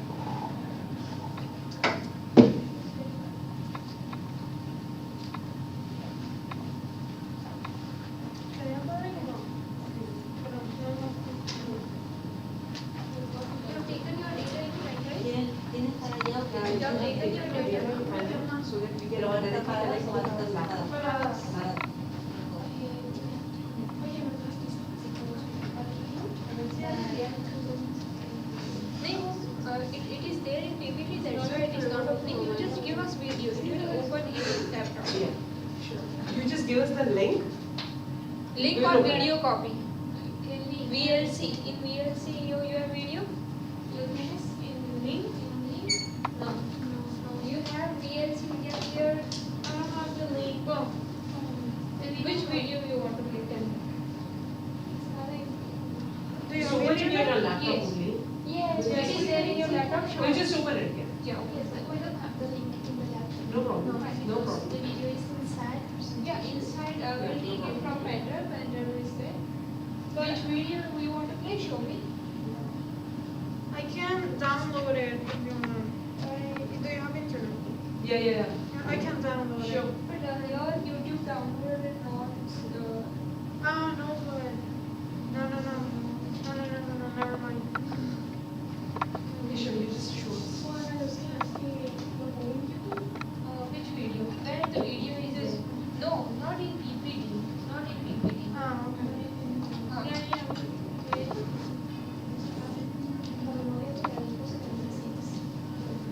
Oh, there's a regular list. You said in you have video. You open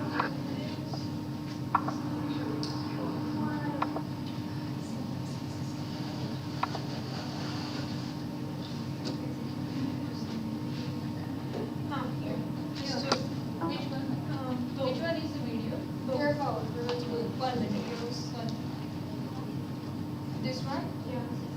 But this is the audio one. No, it's coming. And the second one. But the second one, we don't need the audio. Fine. We preempted. No problem. Yeah, we You just want it within your presentation only? Yes, in our presentation, there's a Hello? slide that shows Yeah. the video. You can put it on Come on. the left side. Yeah. And the first video doesn't have, we don't need the sound. Right. And in the second video, we do need जी मजा आएगा Right. Now the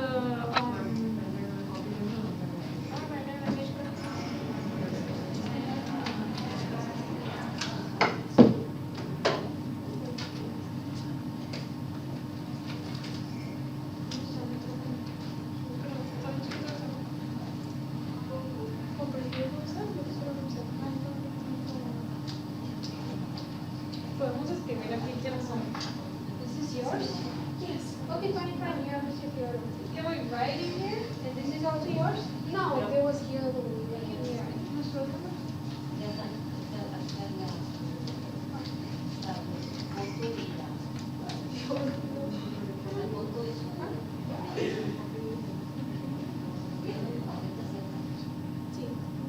is copy? Here your language is different.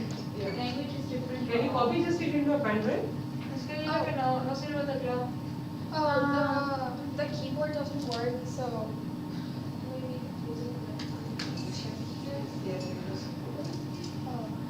so what do you want to Just copy that to be used in your presentation.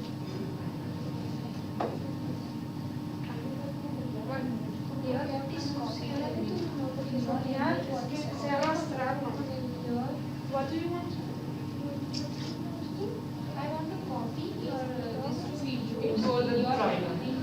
Okay, so the keyboard doesn't work, so I can.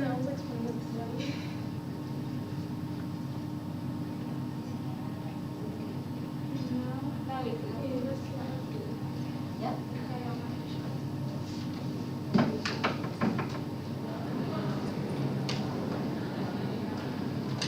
The Puliyana? Yes, you can take out your camera.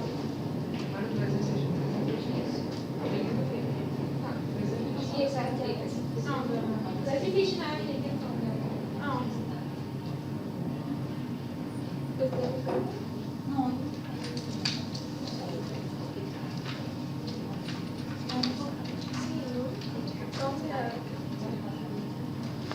¿Cambiamos?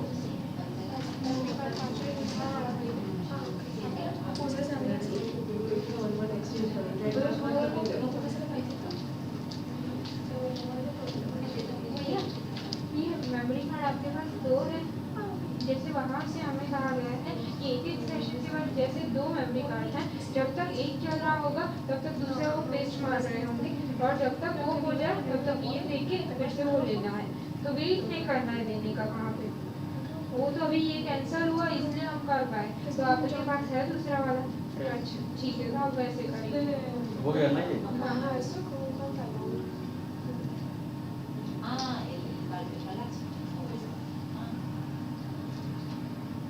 पाँच 15 के बाद है नहीं यहाँ पे नहीं है बड़े वाले में पर वो मुझे नहीं पता कहाँ पे है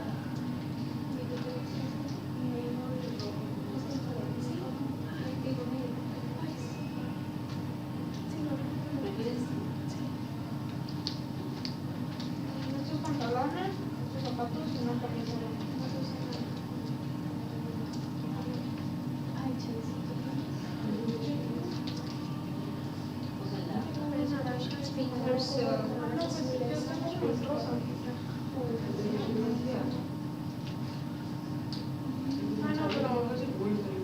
pero se queda azul, blanco y blanco. Yo tengo unos colores azules. Ah, sí.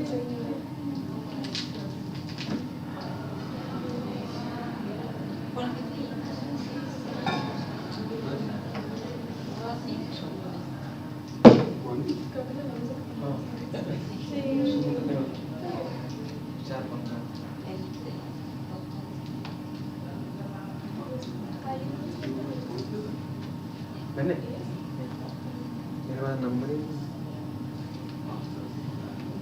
हाँ मेरे को पूरा मतलब हेमंत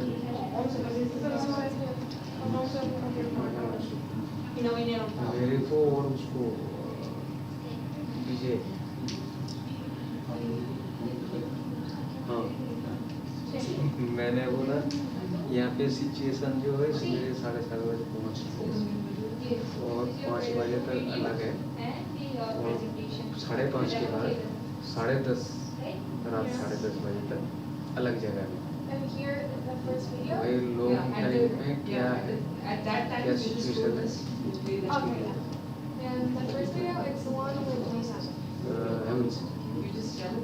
हेमंत का मेरा फोन ही नहीं है मैसेज ही नहीं है I don't know which one is. Time थोड़ा सा लॉन्ग हो रहा This one है is the second one. The 3, 2, 1. This is the second one. Yeah, and it's with sound.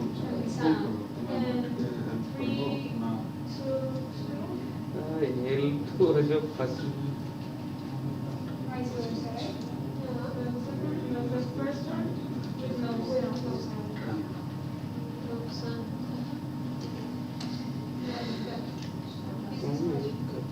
बजे खत्म होता है, पहुँचते पहुँचते 12 बजेगा घंटे तक। 12 बजे खाना खाएंगे, सोते सोते फिर 6 बजे उठना पड़ेगा।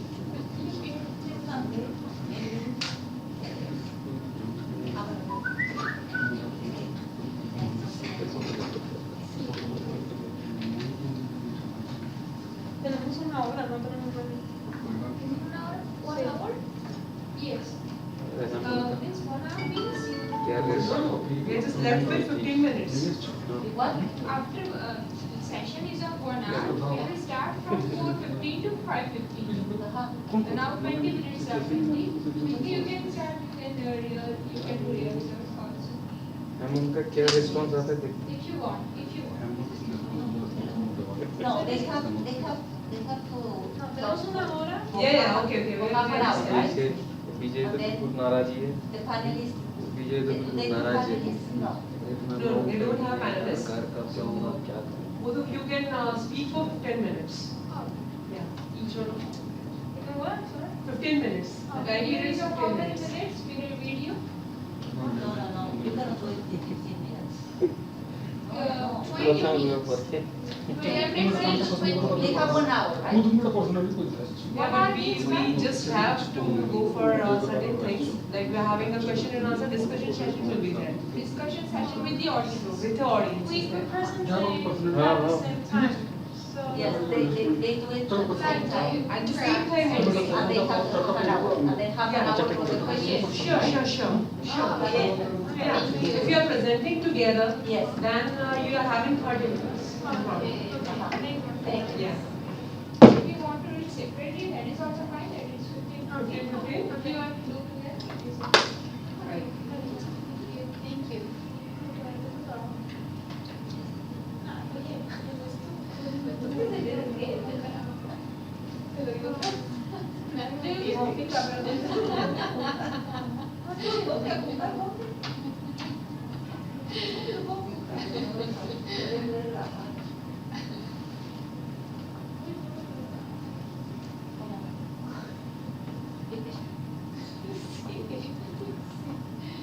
I was like, when I think it's going to be having a second, I'm going to mover it.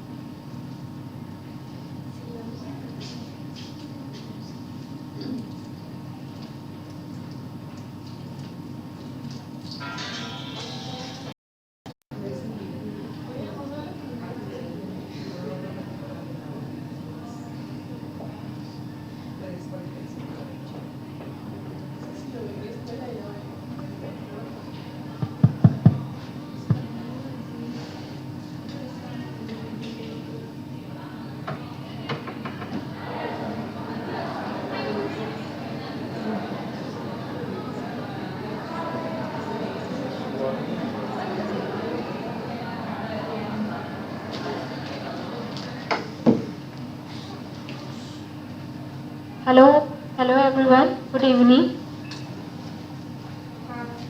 Today's session is all about Mexican roots, power of women. It is presented by Valentina Del Rio and Ana Lucia Gloria Lopin. Both are students from Mexico. Okay, it's up to you.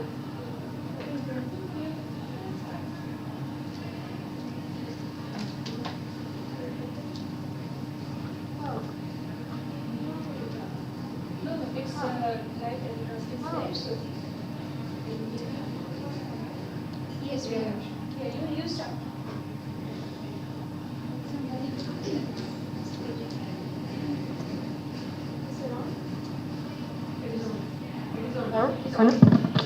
Ana?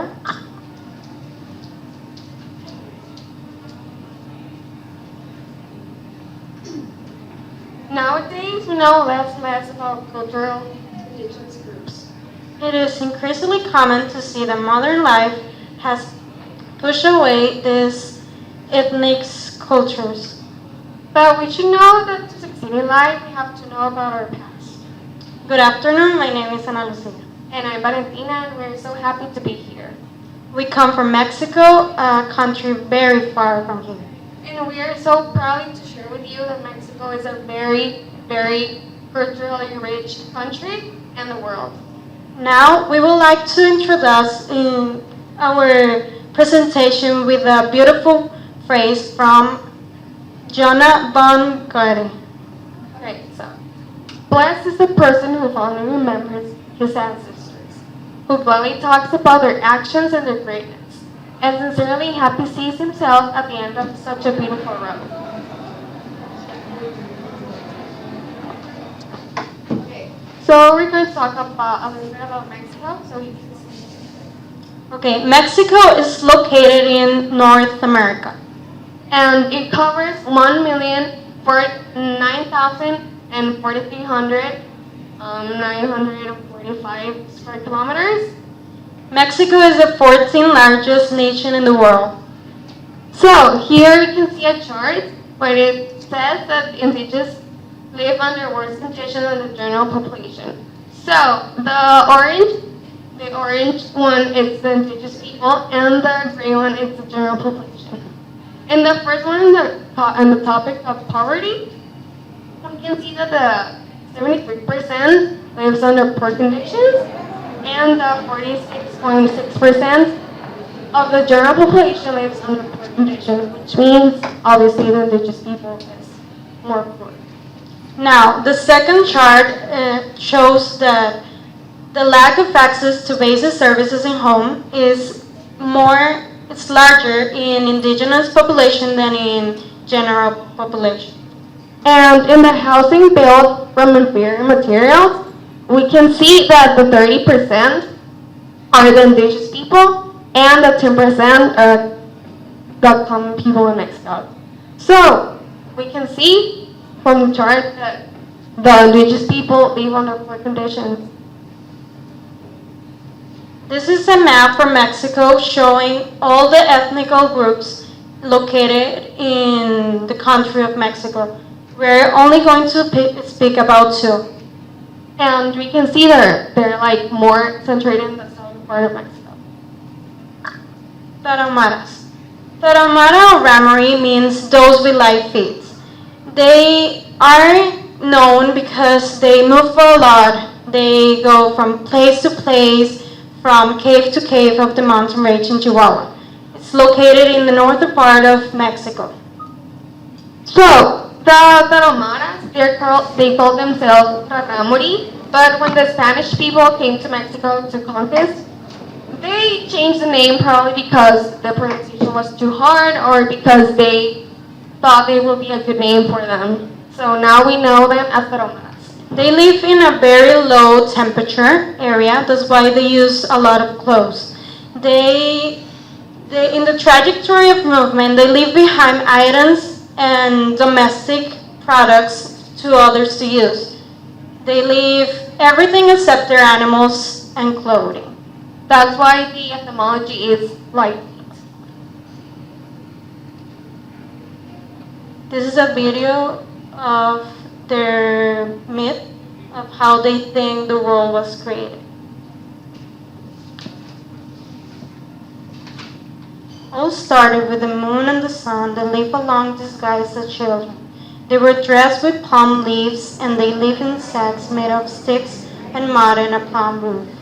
They didn't have any earthly belongings. The skin of the two children was very dark, and the morning star was the only thing that shed light upon the sinful earth. The moon swallowed the light from the head of the sun, while the morning stars watched over them.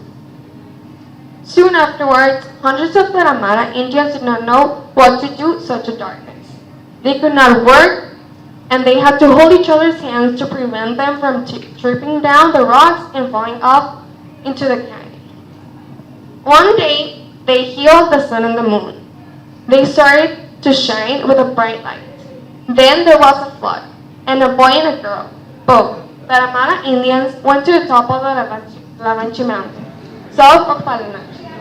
After the flood, they returned carrying with them 3 corn kernels and 3 beans. Since everything was so soft and moist, they planted them in a rock and fell asleep. Later, they fell asleep, and that night they had a dream. On time, their harvest, and it is said that all Tarahumara's Indians come from them. So, this was a video where how the Tarahumaras were born. We can see they have like a really beautiful way of thinking.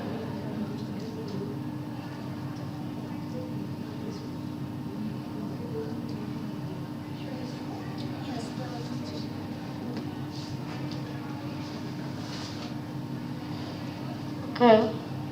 Now traditions. Okay. Speaking of the religion, say in the video, they praise to the moon and the sun. They're their gods, and they dance a lot. Dancing is their prayer, and they dance also to the rain, in show of forgiveness and wisdom. The Nomadas traditions have a strong influence of the Catholic religion. It's when the missionaries came, they taught them some passages of the Bible. So all the religions and rituals have Catholic religion. For example, they celebrate Easter and they pray for the Mexican Virgin of Guadalupe. Gastronomy. So other foods are based in corn. And here we have, on the first picture, we have something called aguachile. This is a typical Mexican food, not just in the huichol culture. And it's shrimp marinated with lemon oil. Now, the beverage over there is tezuino. It's kind of it's alcoholic. It's based on fermented corn and has a little bit of alcohol.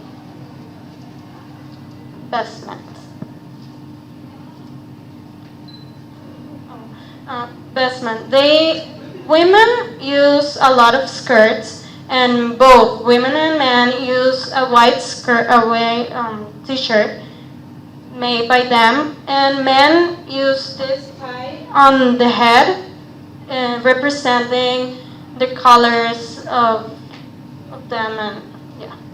Also, a fun fact about this culture is because of the cold weather, they use 5 or more skirts at a time, like the women. And when the skirt on the top gets dirty, they put it on the bottom. And when all the skirts get dirty, they go to a river and they clean it, but they use it at the same time. Art crafts. Their art crafts are really known in Mexico. They do baskets, very colorful. It's made by the woman. It's made of roots, and man creates the instruments, the violin, the flutes, and the drums, which are used in all the rituals and traditions. So, the Tarahumaras today. It's so sad to see how the Mexican people left aside the Tarahumaras and they don't take importance of them. And that's so sad because we should be proud of this community because they're who we are and we should be proud of them. With Cholos. Okay, now we're going to talk about another ethnic group. So they're located in the southern center part of Mexico. Here in the picture you can see. And this is a really exotic culture. It's like their clothes are like the basic thing you can see. And they're really beautiful. Now we're going to show you a video of their creation, how the world was created. This video has subtitles in English and in Spanish. And it's, okay, see it. Yeah, with sound, please.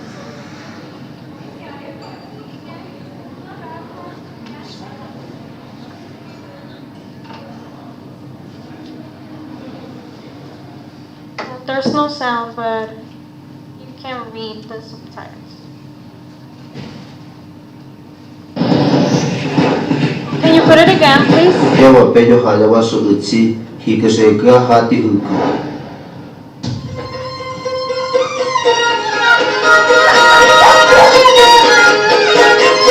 Ayo pejo lagi. Kita anu.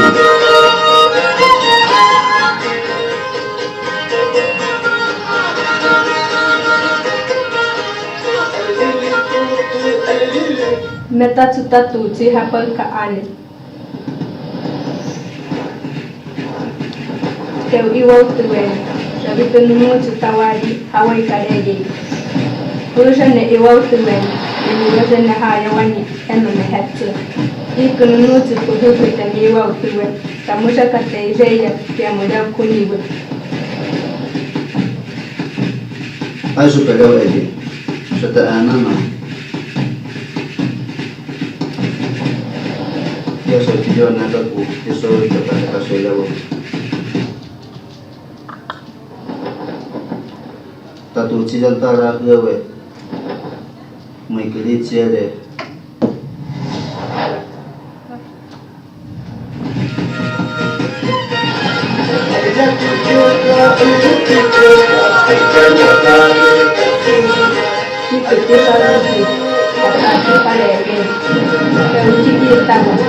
Nenjinem Mungkin mate dan anu.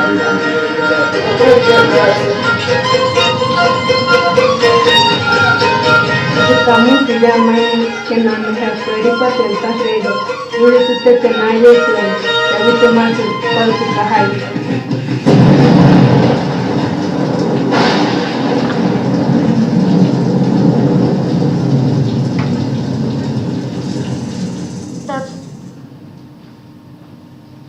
Kewa pejo haja wasu utsi hikaseka hati huku.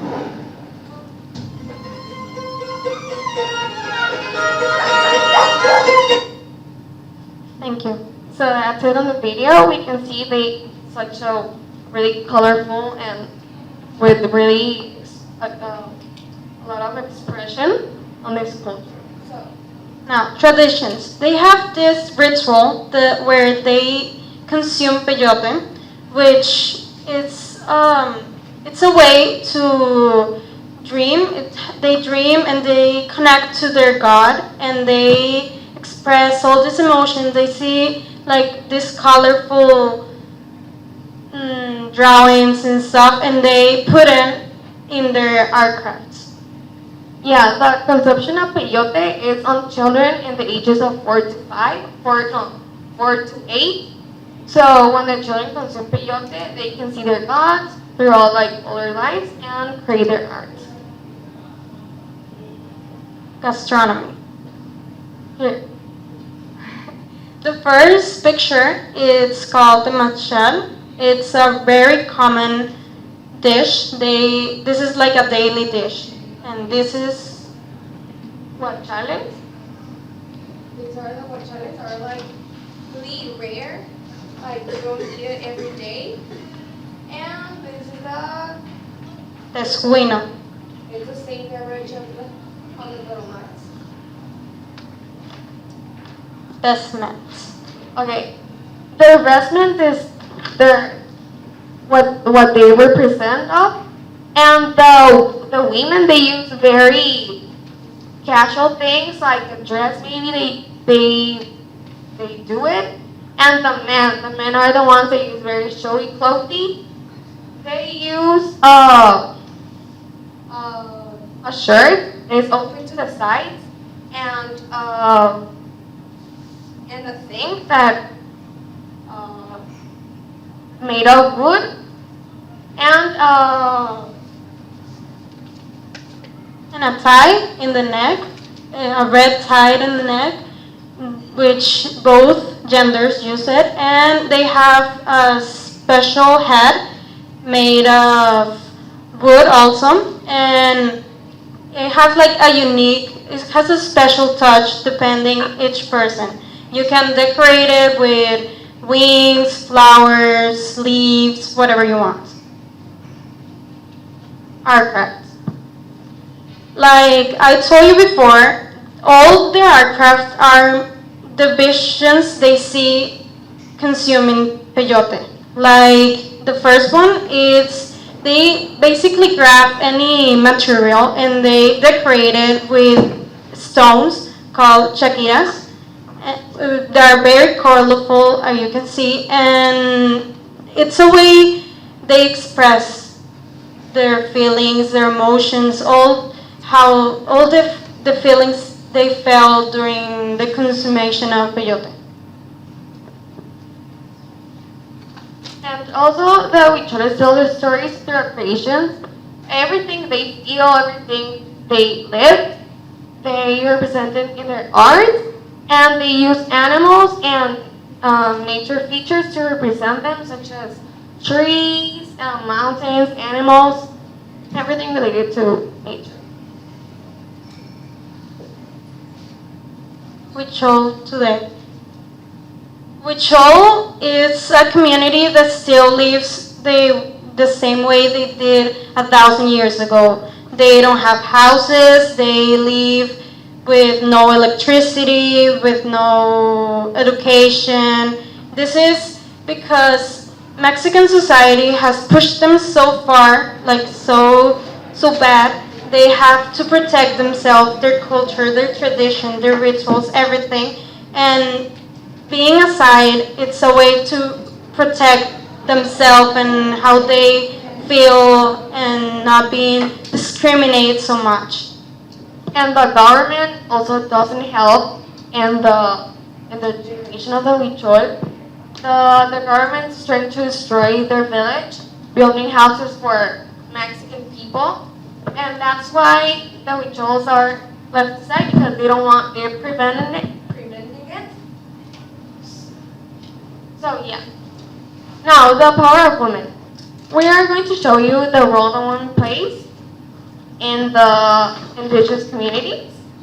So the woman is left aside also because throughout their life they leave two stages. The first one is when their kids are born, they stay in the house, doing their clothes, cooking and other stuff. And when their kids grow and they go to work, the women are stuck in their lives because their lives they're over because they don't have kids to show them or to clean their clothes. They don't have nothing. Indigenous women, before they didn't have any voice in the community, like any. Now, these communities have evolved, and now they can choose whether they like the tradition, whether they don't. They can be part of the rituals, they can be part of the organizations, but still they're a lot marginalized because they're indigenous and plus they're women. In Mexico, they really push them aside. Yes, imagine like if indigenous people, men and women, they're both left aside. Imagine women, it's even more harder for them. And also the government and Mexican people deny them health, education, and employment based on their sex or their race. Us, as a new generation, we want to change the way of thinking. We want people to start putting ethnic groups as a pride and making them important for us and not marginalize them. We want them to be part of our present. They build our past, they're not in our present. We want them to be in our future. Because they're who we are. We are now who we are because of the ethnic groups. And we don't take advantage of that. So it's important for us, for the young people, and also for everybody to share with everybody that indigenous people are important and they're who we are. For example, our shirts are indigenous, are from these communities. They are made by hand. This one is from Tijuana, and that one is, from Tijuana as well. But yeah. Yes, the woman plays such a beautiful role. They do everything, the clothes, they educate their children, and we don't take any vote for that. So it's very important for us to show ourselves. It was a pleasure to share with you a little bit of our history. Thank you. Thank you so much.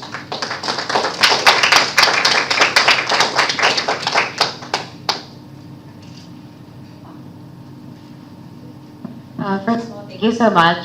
I'm jumping in sort of to speak more about the Mexican-American perspective.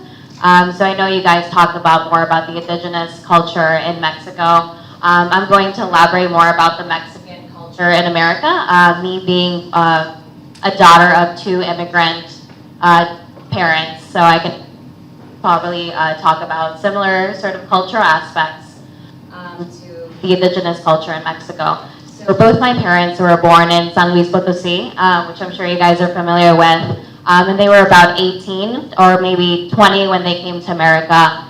And of course they had very similar sort of cultural background, just as sort of the indigenous people are, and also in Mexico are also Catholic. They also have a very Catholic conservative background, and that also translates into America. I guess I would say the issues with sort of translating and sort of carrying down those values to their children can be sometimes difficult, especially in American setting and American society. Their culture, the cultures and their values are very different. So, as a child, as a first generation immigrant, it's hard to balance those different values.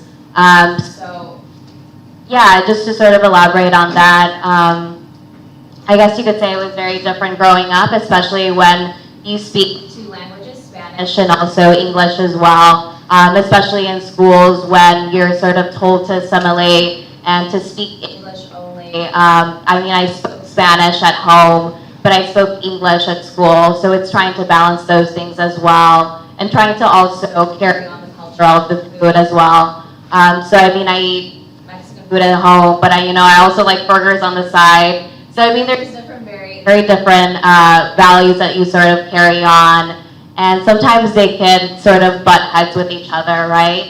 Especially when, as myself as a college student, I'm sort of exposed to people of other different cultures as well. So it's trying to balance that all together, and sometimes it can be very difficult to carry down those values. Like, for example, I think some sort of notions that people don't understand about Mexican culture and American society is, like, for example, Cinco de Mayo is not something that Mexicans actually celebrate. It was just sort of a battle that Mexico won. But Americans like to think, yeah, it's like this is very important to Americans, when really it's something that's not very much celebrated, but actually more commercialized in America in order to sell food or to sell products. When actually Mexicans celebrate more Independence Day rather than Cinco de Mayo. So that's just one example that I guess that's a very common myth in America. So I think it really much depends on sort of the upbringing of the Mexican parents. I know there are other parents in my neighborhood growing up. I grew up in Chicago in Little Village, which is mainly a Mexican-American community. And I know other families who didn't have similar upbringings, who had instead parents who, yes, immigrated from Mexico, but decided not to carry on those values from Mexico because they wanted their children to assimilate to American values. So I think it really depends on sort of the parents and what they want. But yeah, I just wanted to bring in that perspective as well. For example, I'm a daughter of two immigrants as well. My mom is from Colombia and my dad is from Venezuela. So I have all this background information as well. The food I eat in my house can be different as well, and my education is different. I have different values, I have different perspectives, and I travel to those places because my family is from there, and I can see the difference of Mexico and South America as well.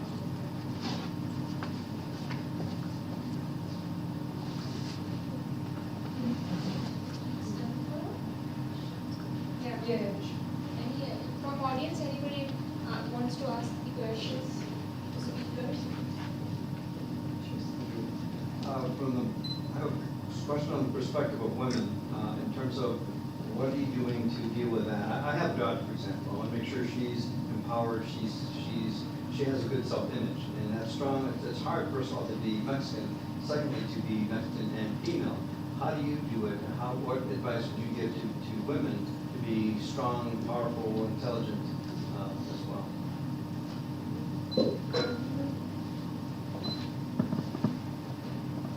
Well, being Mexican and being a woman, you have to be proud of, and just stand up for yourself. Don't be shy. Don't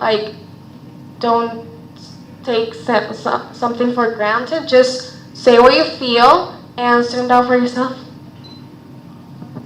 Also, feeling good, like feeling proud, like she said. When we don't feel good about ourselves and we don't feel proud of being who we are, people treat us different. So if we show them that we are proud of being Mexican, people will start showing that we are proud, and they will start treating us different. I think it's also about making sure your daughter has the skills to be able to go out in society and to feel confident in what she does. So I think it's just encouraging just her passions in life and the things she likes to do. And even if she may like things that are deep, more masculine, let's say if she wants to know how to, I don't know, work with cars, even if you think that's more masculine, like let her explore those types of things. Because, when she's out there in the world and she feels like she's competing with other males or competing with people from different backgrounds, like I think building that confidence will really bring out that empowerment that she really needs.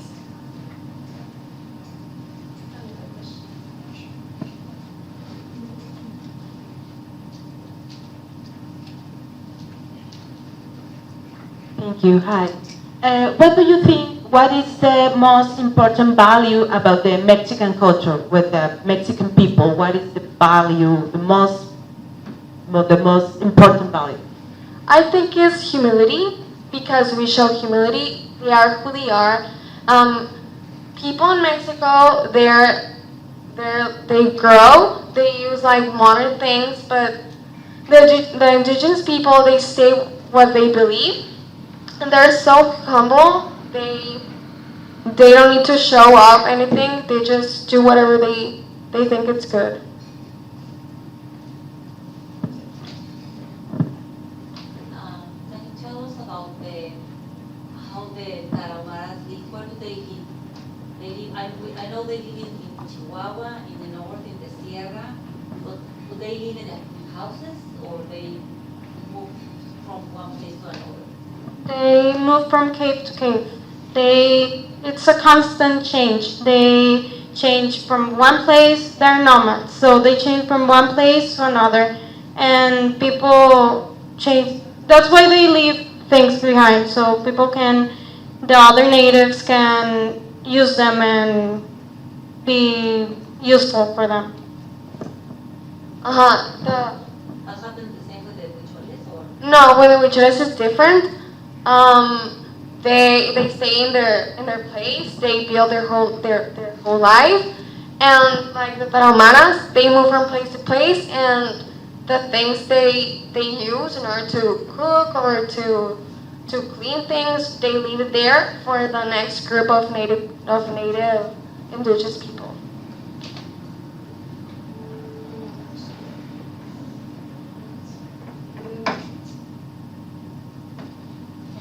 Something about their spiritual life? Do they have like ceremonies, or what kind of religion do they have? Well, it's different from the Tarahumaras and for the Huicholes. The Huicholes, they have like their own gods and their own religion. They use peyote, which is a plant that is built in the cactus. And when they consume peyote, they can see dreams, visions, and that's the way of their feeling better. They can see their gods, and they represent them through the peyote. But peyote is like a drug? Yes, you can say that. It's like a drug. and how about the life of the Tarahumara, the spiritual life? Well, their religion, like you said, is combined between the Catholic and their own. So they celebrate Easter, and they have like this little play, and they represent the missionaries. In the play, they dress differently. They paint themselves in like soldiers, and some like missionaries. So yeah, they do that in the Easter. In what ways are men and women treated differently in Mexico? Like, do women have fewer opportunities, or are men expected to fill certain, like have certain jobs or work, or like what are the differences, would you say? For example, in jobs, the payment is less for women than for men. They have more opportunities, men, in studying, for example, and work, and basically almost everything. They have like more opportunities. They're more able to do more stuff than women. So because the woman stays at home, they don't have much prior knowledge as the men, so they don't have like specific jobs that men can do, or they know how to do it, and also the people like discriminate the women just because they're women, and they don't give them like specific jobs maybe they can do, but they don't like want to see women can do it because they don't want to.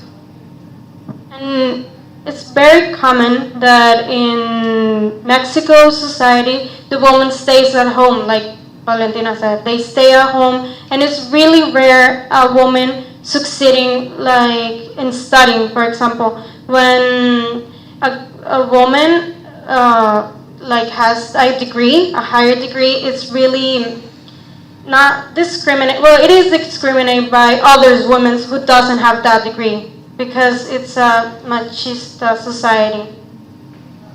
But thankfully that has changed. Like through the years, maybe I don't know, 50 years ago, women it was like so rare if they have like a degree or like a special job. But now women are like standing out for themselves. That's really good, and they're having like really great jobs, really good opportunities.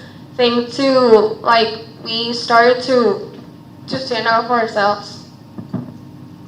I just wanted to add on to sort of talk just about different expectations for men versus women, even, in Mexico and even sometimes in America from the stories that I've heard from my parents. So, I mean, the whole thing about staying at home, it's sort of, let's say if women in Mexico don't get married, they're expected to then take care of their parents and, be able to be with them and be able to take care of them when they're a lot older. So I mean, those are the expectations. While the men, if they're unmarried, they're not expected to take care of their parents. They're just either expected to either maybe just stay at home or to work. But I mean, like you guys have said, that is slowly evolving. But I mean, I would say that there are even some similarities in between American culture and Mexican culture as well. There's still inequality in payments and salary between men and women. They're still being discriminated as well. So I mean, just to put that into perspective. To follow up on that, there's called social discrimination. That is belief that men are superior to women, and that's really a falsehood. But that's a behavior. The other is institutional. That is laws that are in place, and the United States is still far from solving these issues, and there's still inequality that exists with income and. But in Mexico, I'm looking at the indigenous population, also women, where there appears to be an institutional discrimination that still persists, perhaps even stronger. And what sort of things are being done to enact laws or to protect the indigenous people, but also particularly women? Well, the indigenous women, there's like a really like huge discrimination because sometimes they can't do something about it, and not like women from Mexico like us. Maybe we're being discriminated, we can do something about it, we can stand for ourselves. but maybe in a native group, they don't have that much opportunity. What can you do to stand for yourselves legally? Really? Oh, well, you can you can vote. Like back in the days, you can vote it, but now you can. So legally, you can do is like if someone doesn't like you work, you can like look for the article when it says like you can and stand for yourself. Like here it says I can and I can. So Like study. how you can study because sometimes you tell like an indigenous woman you can't do that and they're like oh I can't okay, but because they don't maybe they care but they don't show it. So and because they're used to be a minority, but they are not. So if they have like a little bit more of respect to themselves, maybe they can show they're bigger. Nowadays, there are a lot of changes in Mexico. Like we said, women are now standing more for themselves. So, for example, now they're candidates for government, and that is a way of improving institutionally. If a woman is a government, well, obviously it will be better for women, and it will evolve the way of thinking and everything.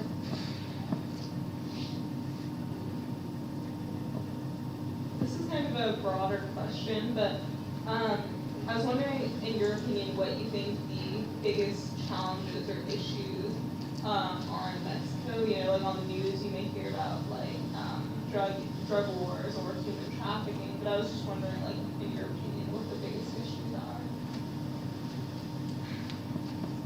I think working. Well, I'm still not in that area because I'm still studying, but I think of what I heard, I think it's really hard for a woman to succeed. It is possible, but it's harder, and most men like discriminate them and they push them down and they try them to just not let them grow, you know, and some women already think that and they just don't do anything about it because they are like they're teach to be like that and they are not they don't want to stand for them because they through the years they have done that their entire life. But I think working is the harder thing, is the more challenging thing. Well, I think what everybody sees in the news, I don't think drugs or human traffic is the biggest problem in Mexico. I think it's also working. Like there's also a huge a problem in drugs or whatever. But I think that's in the news because that's what people want to see. But the really struggle in Mexico, it can be like work and studies and education in Mexico. It's a really big problem. I mean, I can definitely agree with sort of saying that, especially when you turn on the news and media, all you see is the cartels and all the violence. And not to say that that isn't true. Obviously, there are so many people who are affected by the violence and the intimidation. But I think that just goes back to sort of going back to the corruption and the lack of transparency in the government. And I think that connects to a lot of things as to why there's not being a lot of policies being pushed forward that actually protect more rights for just the working class people, for women, for those who are marginalized, the indigenous. And I think that's from what I see the roots of the problem.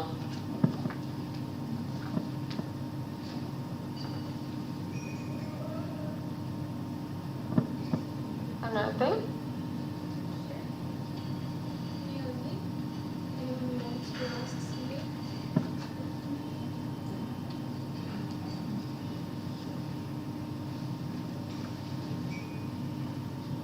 Thank you so much. It was very informative session regarding culture and history of Mexico. Yeah, thank you so much. Thank you. Hope you learned.